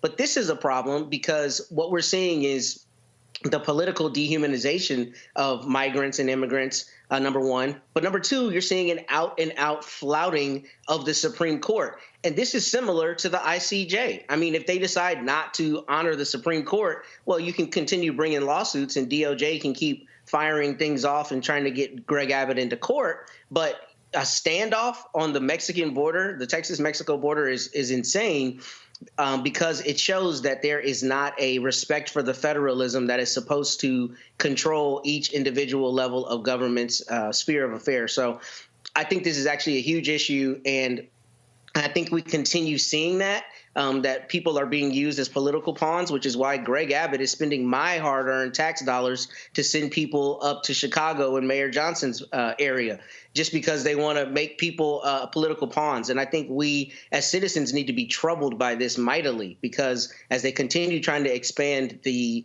purview of their individual states, it fundamentally upsets the balance of how things are supposed to work. I just get a kick out of these 25 Republican governors signing this letter, Michael. Let's be real clear. There is no difference between what they are doing right now on this issue than what they did during Jim Crow. Right. Yeah, and during Jim Crow, they would, I forgot which state it was. I know Joanne Reed covered this on MSNBC. They would ship African Americans or bus them from the Deep South up north, okay, and tell them you're going to have a better way of life and things like this. It was called a reverse freedom ride. They did this in the 1960s to African Americans. So what's taking place here in Texas with Governor Greg Abbott, and then at the same time, what you're looking at, the obstructionists in the House of Representatives led by MAGA Mike Johnson, Speaker of the House, against an immigration bill. And Republicans have been calling for an immigration bill for probably the last 30 years. You have Republican senators saying this is going to be the strongest, the best immigration bill we're going to get, even if Trump wins the White House and, we win the Senate. You're not going to get a better immigration bill because you need 60 votes in the Senate. But like you said, Trump wants to run on immigration. He's telling them, don't pass this bill. And then at the same time, you have Governor Greg Abbott in defiance of the U.S. Supreme Court. Now, what came out today, and Huffington Post has an article on this, two Democratic members of the House of Representatives, they're calling on President Biden to federalize the Texas National Guard regarding this growing border dispute because Governor Greg Abbott is in defiance of the U.S. Supreme Court. So this is going to continue. And at the same time, what they're doing is they are using migrants, okay, regardless of where they come from, Mexico or Cameroon, what have you. You have a lot of them coming from different countries through the southern border. They're using them as a political pawn. Okay, while at the same time, many of them don't want to pass proper laws because this is political. So once again, I can't stress this enough. This is why elections have consequences. Okay, and the Democrats have to take back control of the House of Representatives, but the next gubernatorial election in Texas, they have to vote Governor Greg Abbott out of office as well, if he runs again. Well, people have to understand that you can't look when you had 80% of voters 30 and under who did not vote in 75 or 80% of voters 30 and under in Texas who didn't vote. Well, this is what you get when you got crackpots like Greg Abbott who are in charge. All right, folks, going to a break. We'll be right back. Roland Martin Unfiltered on the Black Star Network. Hatred on the streets, a horrific scene, a white nationalist rally that descended into deadly violence. White people are losing their damn minds. As an angry pro-Trump mob storms the U.S. Capitol. We're about to see the rise of what I call white minority resistance. We have seen white folks in this country who simply cannot tolerate black folks voting. I think what we're seeing is the inevitable result of violent denial. This is part of American history. Every time that people of color have made progress, whether real or symbolic, there has been what Carol Anderson at Emory University calls white rage as a backlash. This is the rise of the Proud Boys and the Boogaloo Boys. America, there's going to be more of this. Here's all the Proud Boys, guys. This country is getting increasingly racist in its behaviors and its attitudes because of the fear of white people. The fear that they're taking our jobs, they're taking our resources, they're taking our women. This is white fear.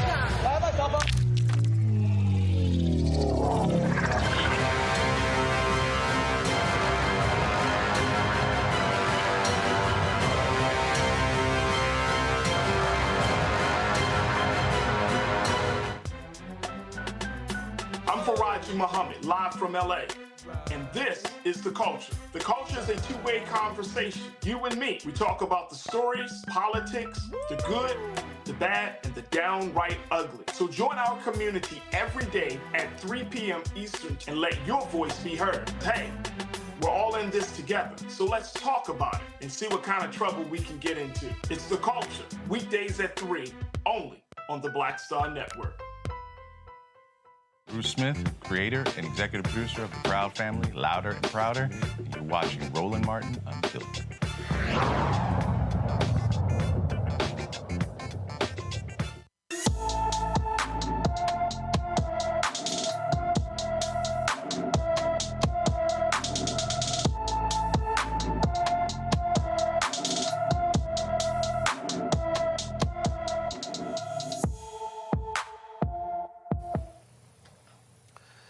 Gertie Alexander has been missing from Fort Pierce, Florida since December 29th.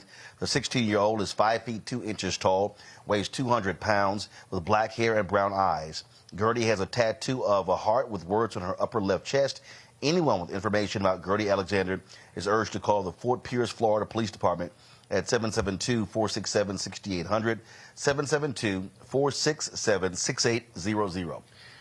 A Michigan Appeals Court found sufficient evidence for a former Grand Rapids, Michigan police officer who shot a Congolese immigrant to stand trial. That's right, folks. In the case of Christopher Scher, he's been charged with second-degree murder for the fatal shooting of Patrick Lyoa in April 2022. Scher pulled Lyoa over for a faulty license plate. A struggle took place. He ended up on the ground. Scher placed his weapon on the back of Patrick's head and pulled the trigger. Scher is claiming self-defense. He was fired from the Grand Rapids Police Department in June after waiving his right to a discharge hearing. Lyoa's family has filed a wrongful death lawsuit against the city of Grand Rapids. This is something that I think is important, Matt. And if a lot of people, they underestimate the impact of the Black Lives Matter national movement. And if anybody is paying attention, what they will see is that since the Black Lives Matter movement, since we've had the protests and the pressure applied, we're seeing a gradual shift in terms of how police officers are being dealt with by DAs, by judges, by appeals court. Agree or disagree? I don't know that I can agree or disagree because I don't know that I have any data to back that up. I will say, though, to your point, I feel like, in the last 4 or 5 years, which I think dovetails with a lot of the main movement with the Black Lives Matter movement, the national zeitgeist, I think, has made it such that prosecutors are willing to take risks to prosecute police officers in a way they weren't before. And that could be exactly what you're talking about, that phenomenon. And it could also be just that the larger conversation that society is having is about certain things being beyond the pale. And definitely not to the extent that we should be having that conversation. But in the wake of George Floyd and a lot of the publicized, events of police brutality, it seems like prosecutors are more willing to take this risk. Because as a former prosecutor, I'll tell you, when stuff happens in any jurisdiction, one of the last things the DA wants to do is prosecute a police officer because he or she is worried that they're going to lose someone who is an inherent ally in trying to curb crime and at least theoretically trying to keep a community safe. So I think you're exactly right. I think that has contributed to it, but how much has contributed to it, I don't think I can speak intelligently to. I am interested, though, in this case about what the basis of his appeal was, because customarily you don't get to, avail yourself of self-defense until you're actually on trial. So I would be interested in seeing what his lawyers took up to the Michigan Court of Appeals to have them to decide he actually needed to stand trial, because normally that's a fact issue that is borne out in a trial, and then you would take it up to the Court of Appeals to say that there was some error with the trial that you had. Michael, again, I think when we look at, we've done so many of these stories and so many of these cases, and I just think that what you're seeing the effect of enlightenment, education, but also protest in terms of demanding action.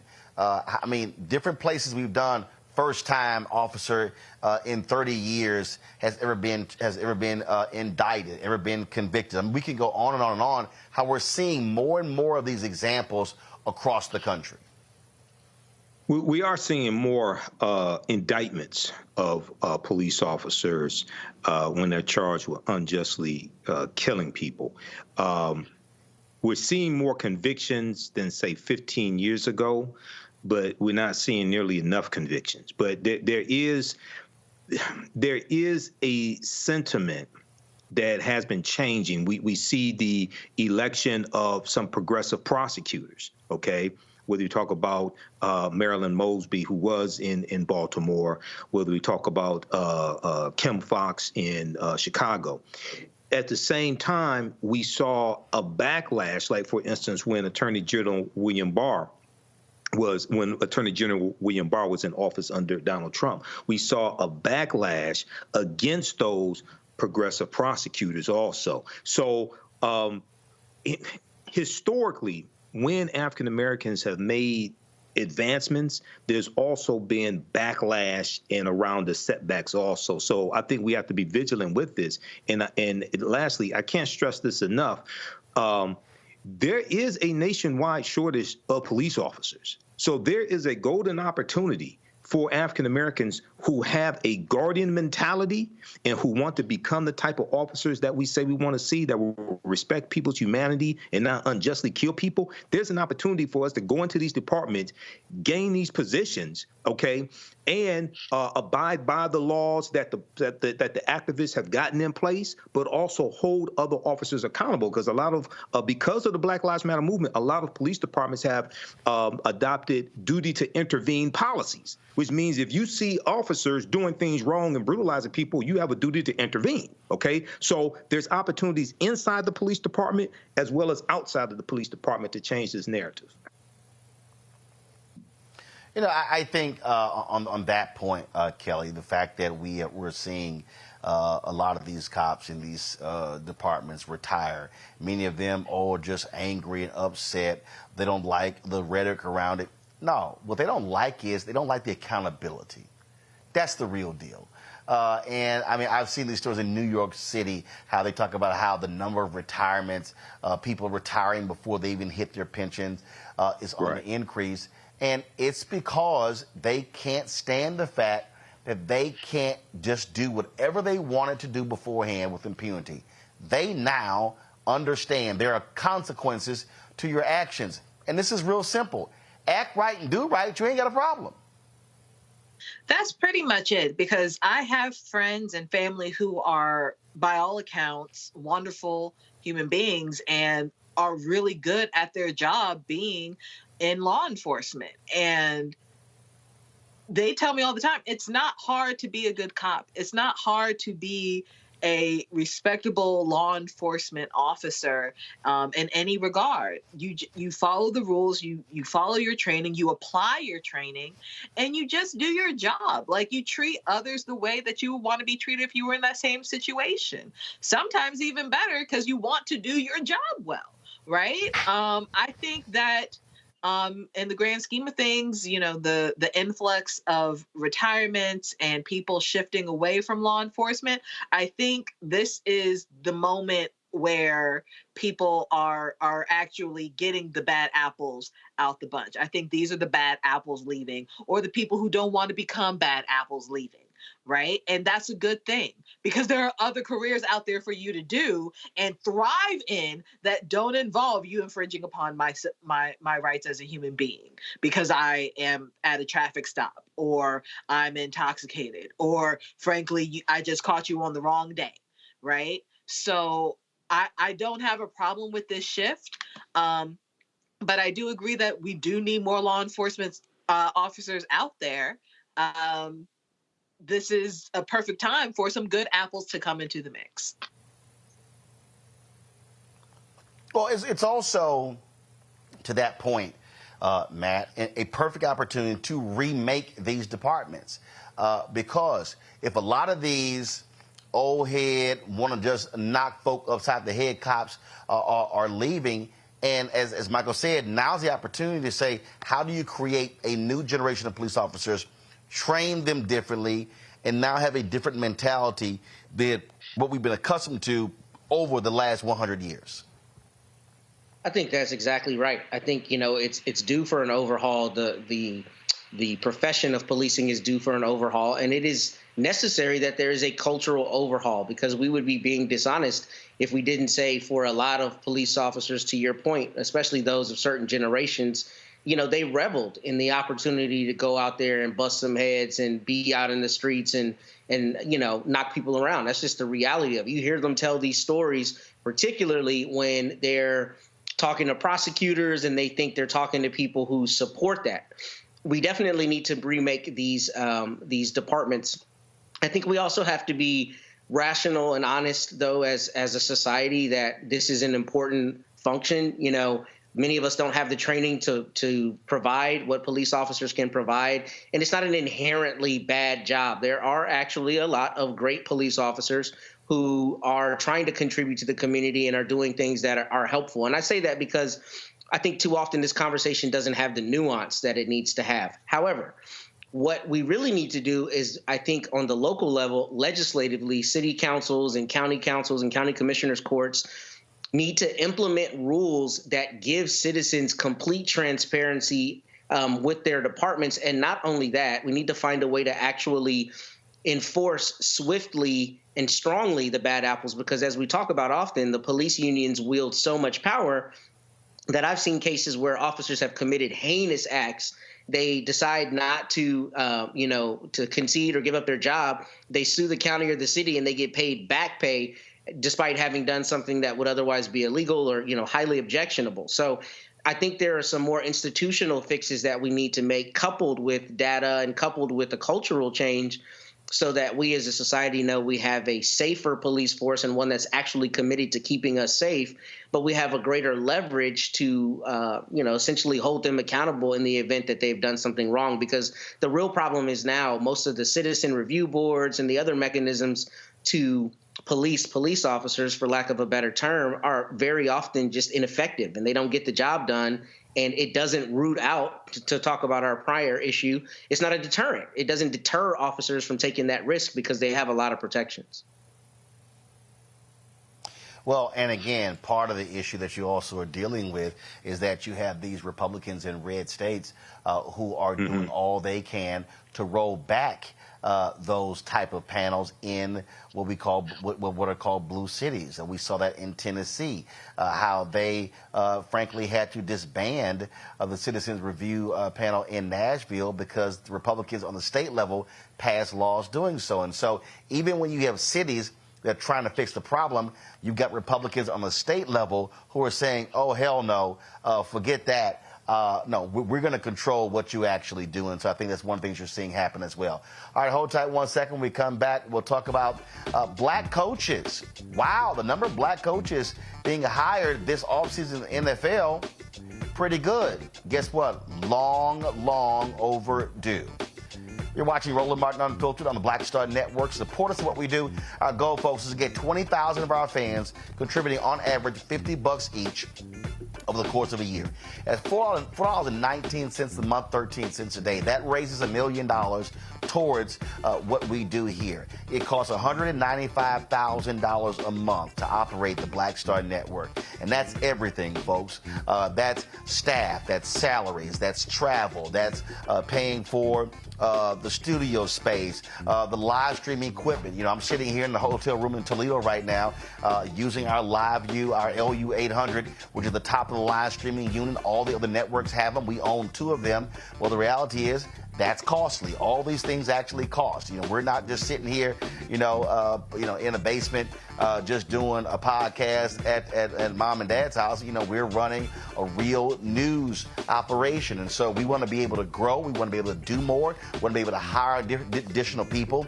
I've been perfectly clear. I have been dealing with Group M and dealing with OMD and dealing with Dentsu and dealing with all of these ad agencies that have frankly been freezing black-owned media out of the dollars. We're continuing that fight. We need your support as well. So please send your check and money order, P.O. Box 57196, Washington, D.C., 20037, that's 0196. Cash App is $RM Unfiltered. PayPal R Martin Unfiltered.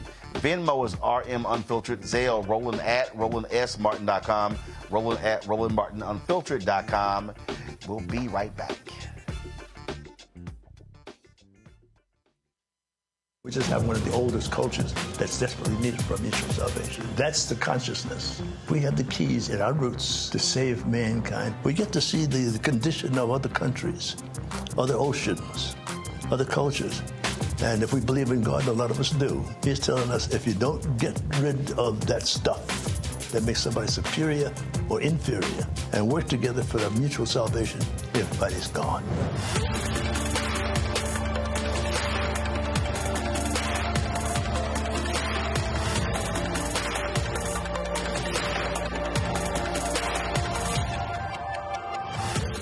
Next on the Black Table with me, Greg Carr. We look at the history of emancipation around the world, including right here in the United States, the so-called end of slavery. Trust me, it's a history lesson that bears no resemblance to what you learned in school. Professor Chris Manjapra, author, scholar, amazing teacher, joins us to talk about his latest book, Black Ghost of Empire: The Death of Slavery and the Failure of Emancipation. He explains why the end of slavery was no end at all, but instead a collection of laws and policies designed to preserve the status quo of racial oppression. The real problem is that the problems that slavery invented have continued over time. And what reparations are really about is saying, how do we really transform society, right? And stop racial violence, which is so endemic. What we need to do about it on the next installment of The Black Table, right here on the Black Star Network. Hatred on the streets, a horrific scene, a white nationalist rally that descended into deadly violence. White people are losing their damn minds. An angry pro-Trump mob storms the U.S. Capitol. We're about to see the rise of what I call white minority resistance. We have seen white folks in this country who simply cannot tolerate black folks voting. I think what we're seeing is the inevitable result of violent denial. This is part of American history. Every time that people of color have made progress, whether real or symbolic, there has been what Carol Anderson at Emory University calls white rage as a backlash. This is the rise of the Proud Boys and the Boogaloo Boys. America, there's going to be more of this. Here's all the Proud Boys, Dave. This country is getting increasingly racist in its behaviors and its attitudes because of the fear of white people. The fear that they're taking our jobs, they're taking our resources, they're taking our women. This is white fear.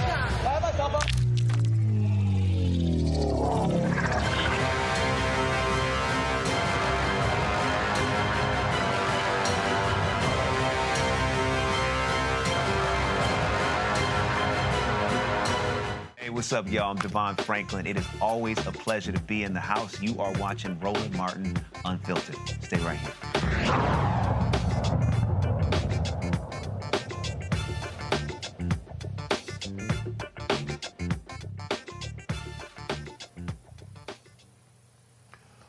The NFL has always had a problem when it comes to hiring of black coaches. I mean, it's simply been there.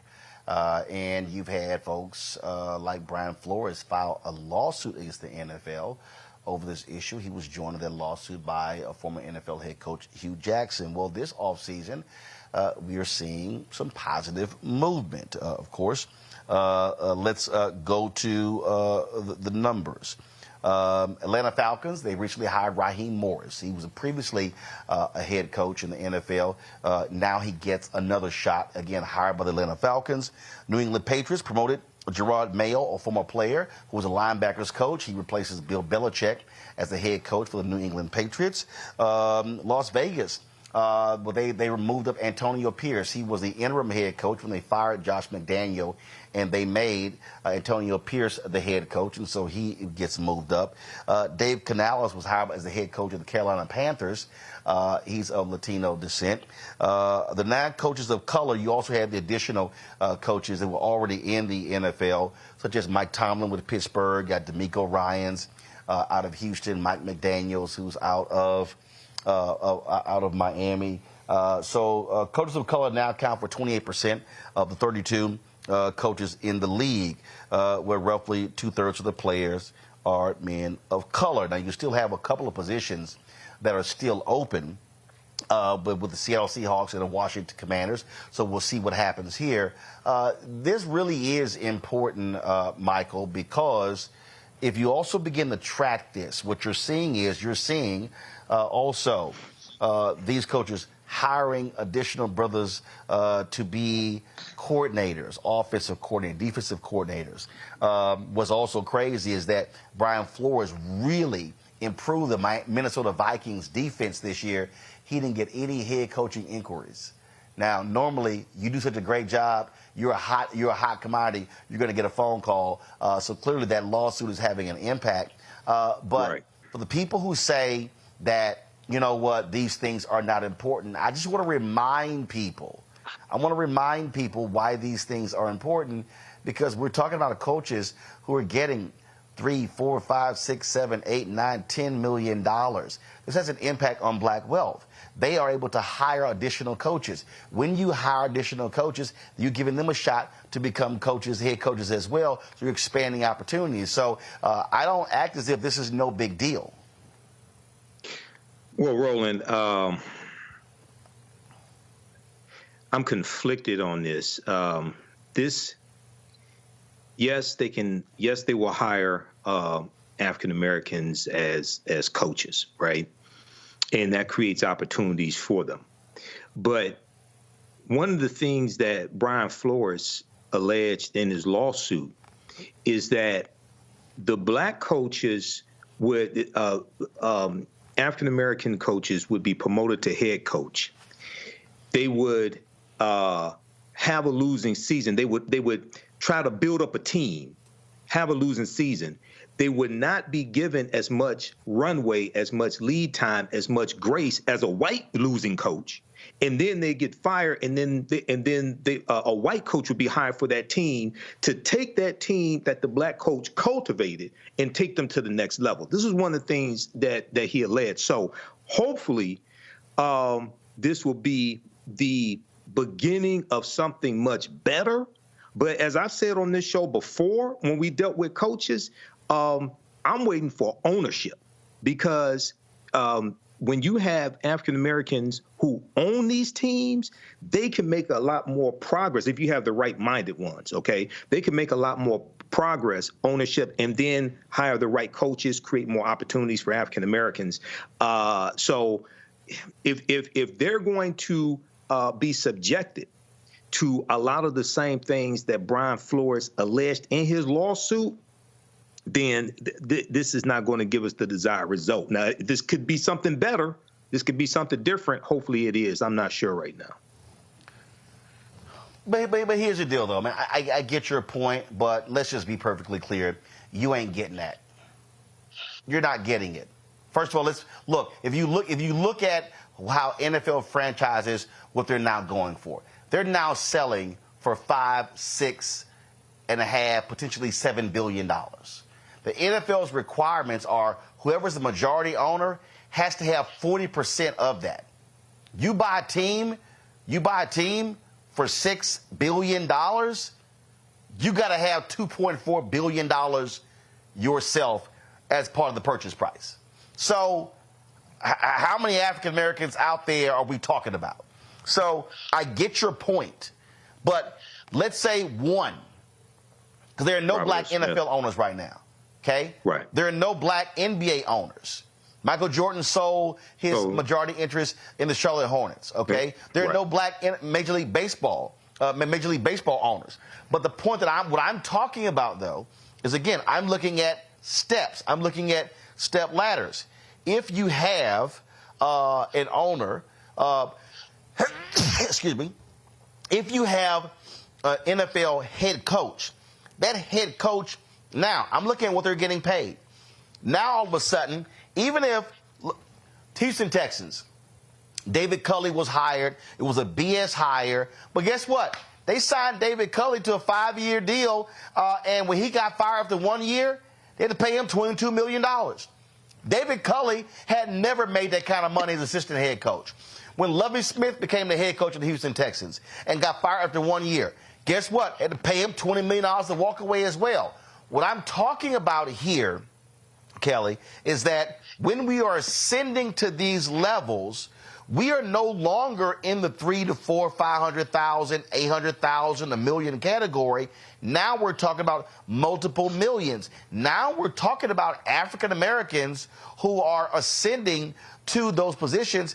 That money at that level has an impact on the lineage of those families. And that's why I'm saying, hey, this is a value. It is a value, and it does have a potential impact on Black families, provided that that money goes to Black families outside of course, the head coaches, right? Because at the end of the day, the coaches can decide to have an all-white team to combat the whole, all Black everything narrative that, can come across. Kelly. Ain't no NFL team can win as an all-white team. That ain't gonna happen. I agree with you. I agree with you in that regard. I'm just saying, anything is possible. Anything is possible. No, it's not. Like nothing's. No, it's not. Okay. Kelly, this ain't the 1950s, darling. Ain't nowhere in the world any NFL team can win in 2024 with all-white team. That ain't gonna happen. That's just not gonna happen. I'm just talking about from a hiring perspective, because we still have majority white staff in a lot of these teams. That's my point. No, staffs and players are two different things. That's who I'm talking about. I'm not talking about an all-white team. I'm talking about the coaches who are able to hire coordinators and the like for the team. They can still hire an all-white staff for this team. Sorry if I got the words mixed up. And combat the, all Black everything narrative as far as who's in that suite. That's what I'm saying. Because just because you have the money doesn't mean, and we have seen this in other industries where Black people do not necessarily give it to other Black people so they don't become this caricature of, I'm all Black everything. I'm just aware of that narrative existing. I'm not saying it's going to happen. But I am very proud of the fact that we have more Black coaches in the NFL that reflect the teams that are playing. And go Ravens. You know what? I'm looking at this. I'm looking. Go girl, gone by. I'm looking at this comment here on the YouTube channel.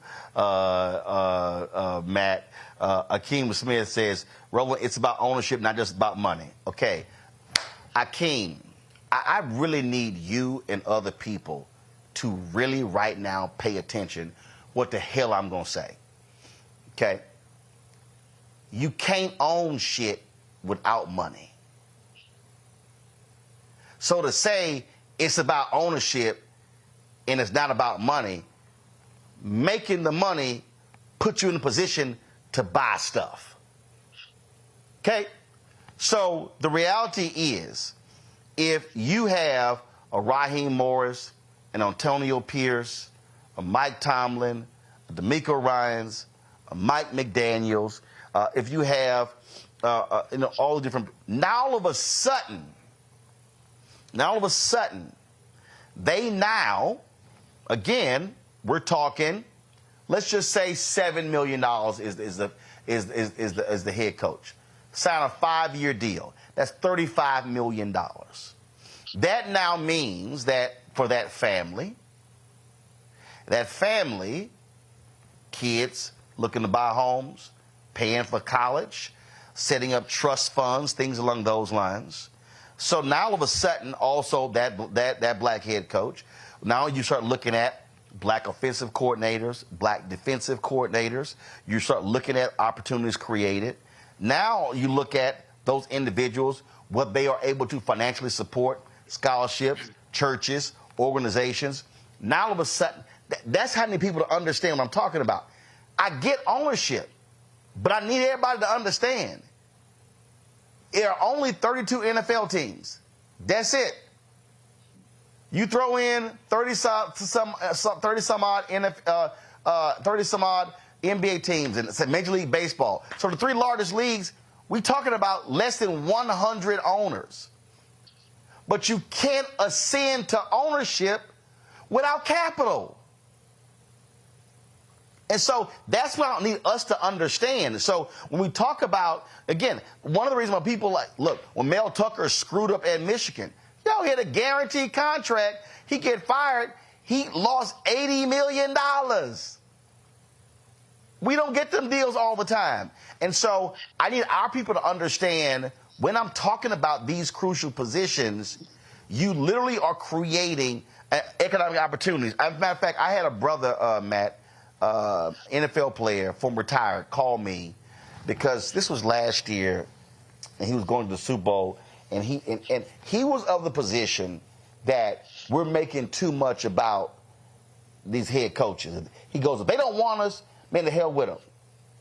But when I explained to him the economic piece, he went, damn, bro, I never thought about it. I'm like, I know you didn't, because you're not thinking beyond just that particular position. I think you're both right, but I think you're both focused on the wrong thing, because you're not wrong, Roland. Yeah, it makes a grand impact on a very micro level. But the real conversation we should be having is not about the individual coach's earnings or about ownership. We should be having the conversation about leverage. In 2023, the NFL, 57.5% of their players were black. So what I think is important about this conversation as it relates to the head coaches is that it's pretty clear that there is a concerted effort not to hire the people who actually put the butts in the seats to manage the players who put the butts in the seats, which is why, as an analog, I think the NIL deals, at least to a great extent, democratize sports. Because what we're talking about is, frankly, a lot of your major athletes, if not more than any other, industry, are black people, right? Are black people who are excelling at the highest level of athletics. And the idea that the NFL Players Association, is comprised of 60% black men, but there is not any kind of, corollary to the C-suites is hugely problematic, because it doesn't make sense from a logical standpoint if you consider the people who would theoretically be most qualified to manage a team are people who played football at a high level in skill positions, right? You got millions of those, or not millions, but you have many of them who are retiring. And the fact that more of them en masse are not making their way into the C-suite goes to the fact that a very small percentage of people, to your point, who have the money to buy at the NFL's levels are the ones who are determining who should be the head coach. But to me, it's absurd, because the players, by and large, look more like us than they do Robert Kraft. And I only pick him out as an example, but the point is that's the real problem. It's a leverage problem. And the question should be, how is it that we go and watch these college and professional athletes who are primarily black, at least in this proportion, run up and down the football field, but we're still accepting and happy for a pittance when we get a few of them to manage the team? It's absurd. It doesn't make any sense that the people managing the teams are not, by and large, people who look like us. And that's just the reality of it. It's a leverage issue. So let me. I don't know. Go ahead. So let me explain the leverage. So let me explain the leverage issue, or the leverage problem.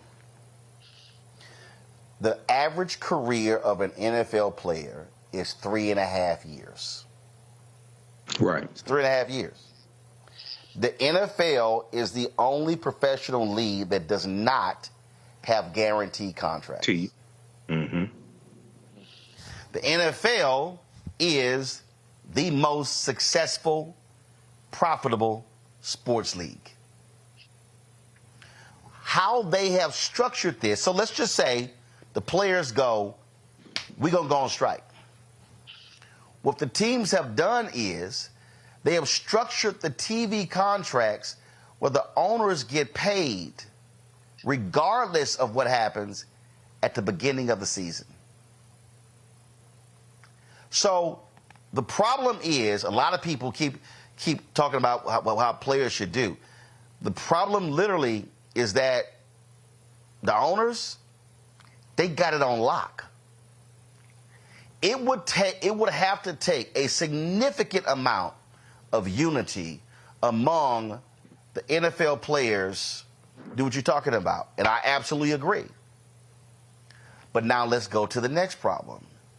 When you're dealing with X number of players, 65% black, not coming from wealth, now all of a sudden when you do strike, you got players who they can't handle a strike because the way they even structure their salaries, they get paid over an 18 week period. They're not getting a monthly check January through December. Many of these cats are over leveraged. When they strike, they ain't got the money. So what do? They go out, take out these high interest loans, predatory loans as well. So when you mention the NIL, this is why the NIL in college, I do believe, Matt, has the potential to change the game. Because now you may get black athletes who traditionally, historically, have been poor. They're now coming out of college and they made $1, $2, $3, $5, $8, $10 million. And so now you have a differing mindset of this generation of college players and the ones in the past 20, 30, 40 years who, man, listen, I got to make this paper as fast as I can, try to last longer than, because here's the other deal. You can't qualify for your NFL pension until your 5th year. So the owners, they knew what they were doing when they were setting this system up. And so I totally understand your point. But that's one of the reasons why they have not had the ability to use that leverage, because the owners have been able to control. The owners have had the financial leverage. And that has been the biggest piece right there with what you described. Well, you brought up something I didn't consider, and I'll readily concede that, the guaranteed contracts and the short period of time that they're playing. But I think that's essentially what I was getting to, so I appreciate you connecting those dots for me. But I think the whole idea is what we're looking at is the democratization of power in sports. So with the NIL deals, we no longer have the subterfuge that somebody is getting a free education, right? Because we know the reality is you're playing football at a Big 12 school or Big 10 school or wherever, you're an athlete before you're a student in a lot of situations, if not most of them. So the idea that they're getting compensated while the University of Texas or A&M or whomever is making $100 million a year and the students are getting a share, I think that democratizes things. Now, I think you bring up a great point about the economics of it, because if people can be starved out, then it's harder to allow them the time to really galvanize the way they need to. But I think just generally speaking, it's an absurd idea that the people who actually produce the entertainment that puts the butts in the seats are not leveraged to the extent that they have a much greater fulcrum when it comes to negotiating with owners and with, determining their own destinies, and particularly as it goes to managing teams. It just doesn't make sense that you would have 60% of the players be black and so few in management after long careers and careers, in important, all of those positions are important, but particularly in skilled positions, it makes sense that those people would transition to being your offensive coordinators and your head coaches. And the fact that we don't see a greater proportion, to me, belies a much larger issue. Well, and that much larger issue in the NFL, it's nepotism. Because when you look at who gets hired, friends get hired, sons get hired. That's the whole deal. Jamel Hill has a great video. Go to her YouTube channel, y'all. She talks about when she criticized Dan Campbell getting hired, how on so many of these NFL teams, you have all of these family connections. And so that's also the deal there. And so guess what? They hire their friends. They hire their buddies. All of these white coaches happen on the college level as well. And so I just want our people to understand that when we start talking about expanding opportunities, we're also expanding wealth creation opportunities in areas where we've largely been left out. You now have a situation where you can be an African American, and you never even played the sport. But if you have the opportunities to then go on the coaching side and the management side, you're able to make the kind of money that players made as well. And so that's just something to actually think about. Folks, that's it. I appreciate the discussion today. Let's see here. Okay, before I go, let's see. Let me poll who you got this weekend in the matchups. Michael, you first.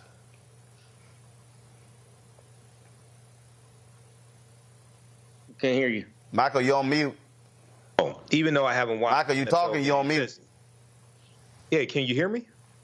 Should be able to hear me. Can you hear me? Yeah, now we got you. Even though I haven't watched an NFL game since Colin Kaepernick left the league, I have to go with the Detroit Lions. If they win this game, this would be their first playoff game they won on the road in 37 years, if I remember correctly. Shocker. What'd you say? What? Shocker. So all right, so you got Detroit over San Francisco. How about the other game? Who you got? KC, Baltimore. Oh, I don't know. Damn it, it's only two. Pick one. Probably KC because they have Patrick Mahomes. Probably KC. I really don't care about the other game. Tell you the truth. Damn, it ain't that hard. It's 14. Just pick two. But probably KC. I know it's 4 teams. Matt, who you got? FC Championship. Ravens. And, Matt, who you got? Ravens. And I got to say the Lions because I hate the 49ers with every fiber of my being. So. All right, Kelly. I mean, of course, the Baltimore Ravens are going to win the championship Lord. game. You ain't worn no Raven. You know what? Hold up. Is your hat and jersey real new? Is your hat and jersey real? I bet it got that new smell. Because you ain't worn no Raven stuff since this show started. I ain't never seen you wearing no Ravens gear. Started. No. You ain't mentioned no Ravens. You ain't a lot of stuff.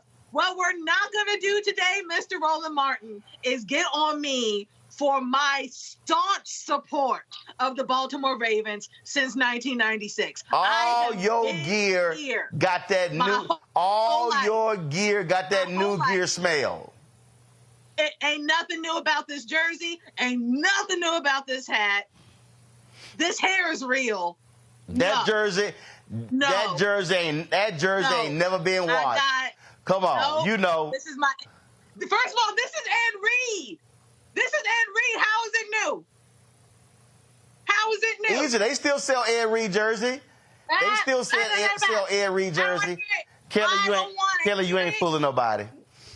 Kelly, you ain't fooling nobody. No, and I got my Rice jersey in the back. Don't play with me. No. But to answer your question, y'all know doggone well. Ravens, Lions. All right, y'all know Kelly got that. Ravens are gonna win. It's gonna be the blackest Super Bowl ever because Usher's gonna be the halftime person, and it's gonna be a great day. It's gonna be a great day in February. Oh Lord. Okay. All right. It will be great to see Lamar Jackson in the Super Bowl, but I cannot bet against Patrick Mahomes. Because look, they won a Super Bowl last year. I got Kansas City over Baltimore, and I know that Matt, you hate the 49ers, but I think the Cinderella story for the Detroit Lions comes to an end. I think San Francisco beats them, so it'll be a San Francisco Kansas City Super Bowl. So we'll see what happens this weekend, and so we'll check it out. All right, Kelly, gone with that New Jersey smell. All right, Kelly, Matt, as well as Michael, I appreciate y'all being on today's show. Thank you so very much. Hey, folks, tomorrow I'm going to be speaking here in Toledo at a conference here. Let me pull it up for you. And also, I'm going to be moderating a Q&A with Black Thought. And so tomorrow I'm going to be here at the University of Toledo for the the 40th annual Toledo Excel Conference for aspiring minority youth. And so a bunch of high school, middle school students, so look forward. They got about 1,400 folks who are registered. They got an overflow room. So I got remarks and then moderating the Q&A with Black Thought. They're going to be recording it, and so I'm going to get that video so we can live stream it as well, and so for y'all to check it out. All right, y'all, that's it. I got to go. I got to get something to eat. I'm hungry. I will see y'all on Monday. Monday, I'll be broadcasting from Florida because I leave here and go to Florida. Reggie Jackson has his golf tournament in Florida at the Floridian, and so I'm going to be interviewing him on Sunday, so we'll have that for Monday's show, so I look forward to that as well. So, folks, that's it. Y'all be well. Have a fantastic weekend. Take care. Holla! Black Star Network is here. Oh, no punch! I'm real revolutionary right now. Thank you for being the voice of Black America. All momentum we have now, we have to keep this going. The video looks phenomenal. See, there's a difference between Black Star Network and Black-owned media and something like CNN. You can't be Black-owned media and be scared. It's time to be smart. Bring your eyeballs home. You dig?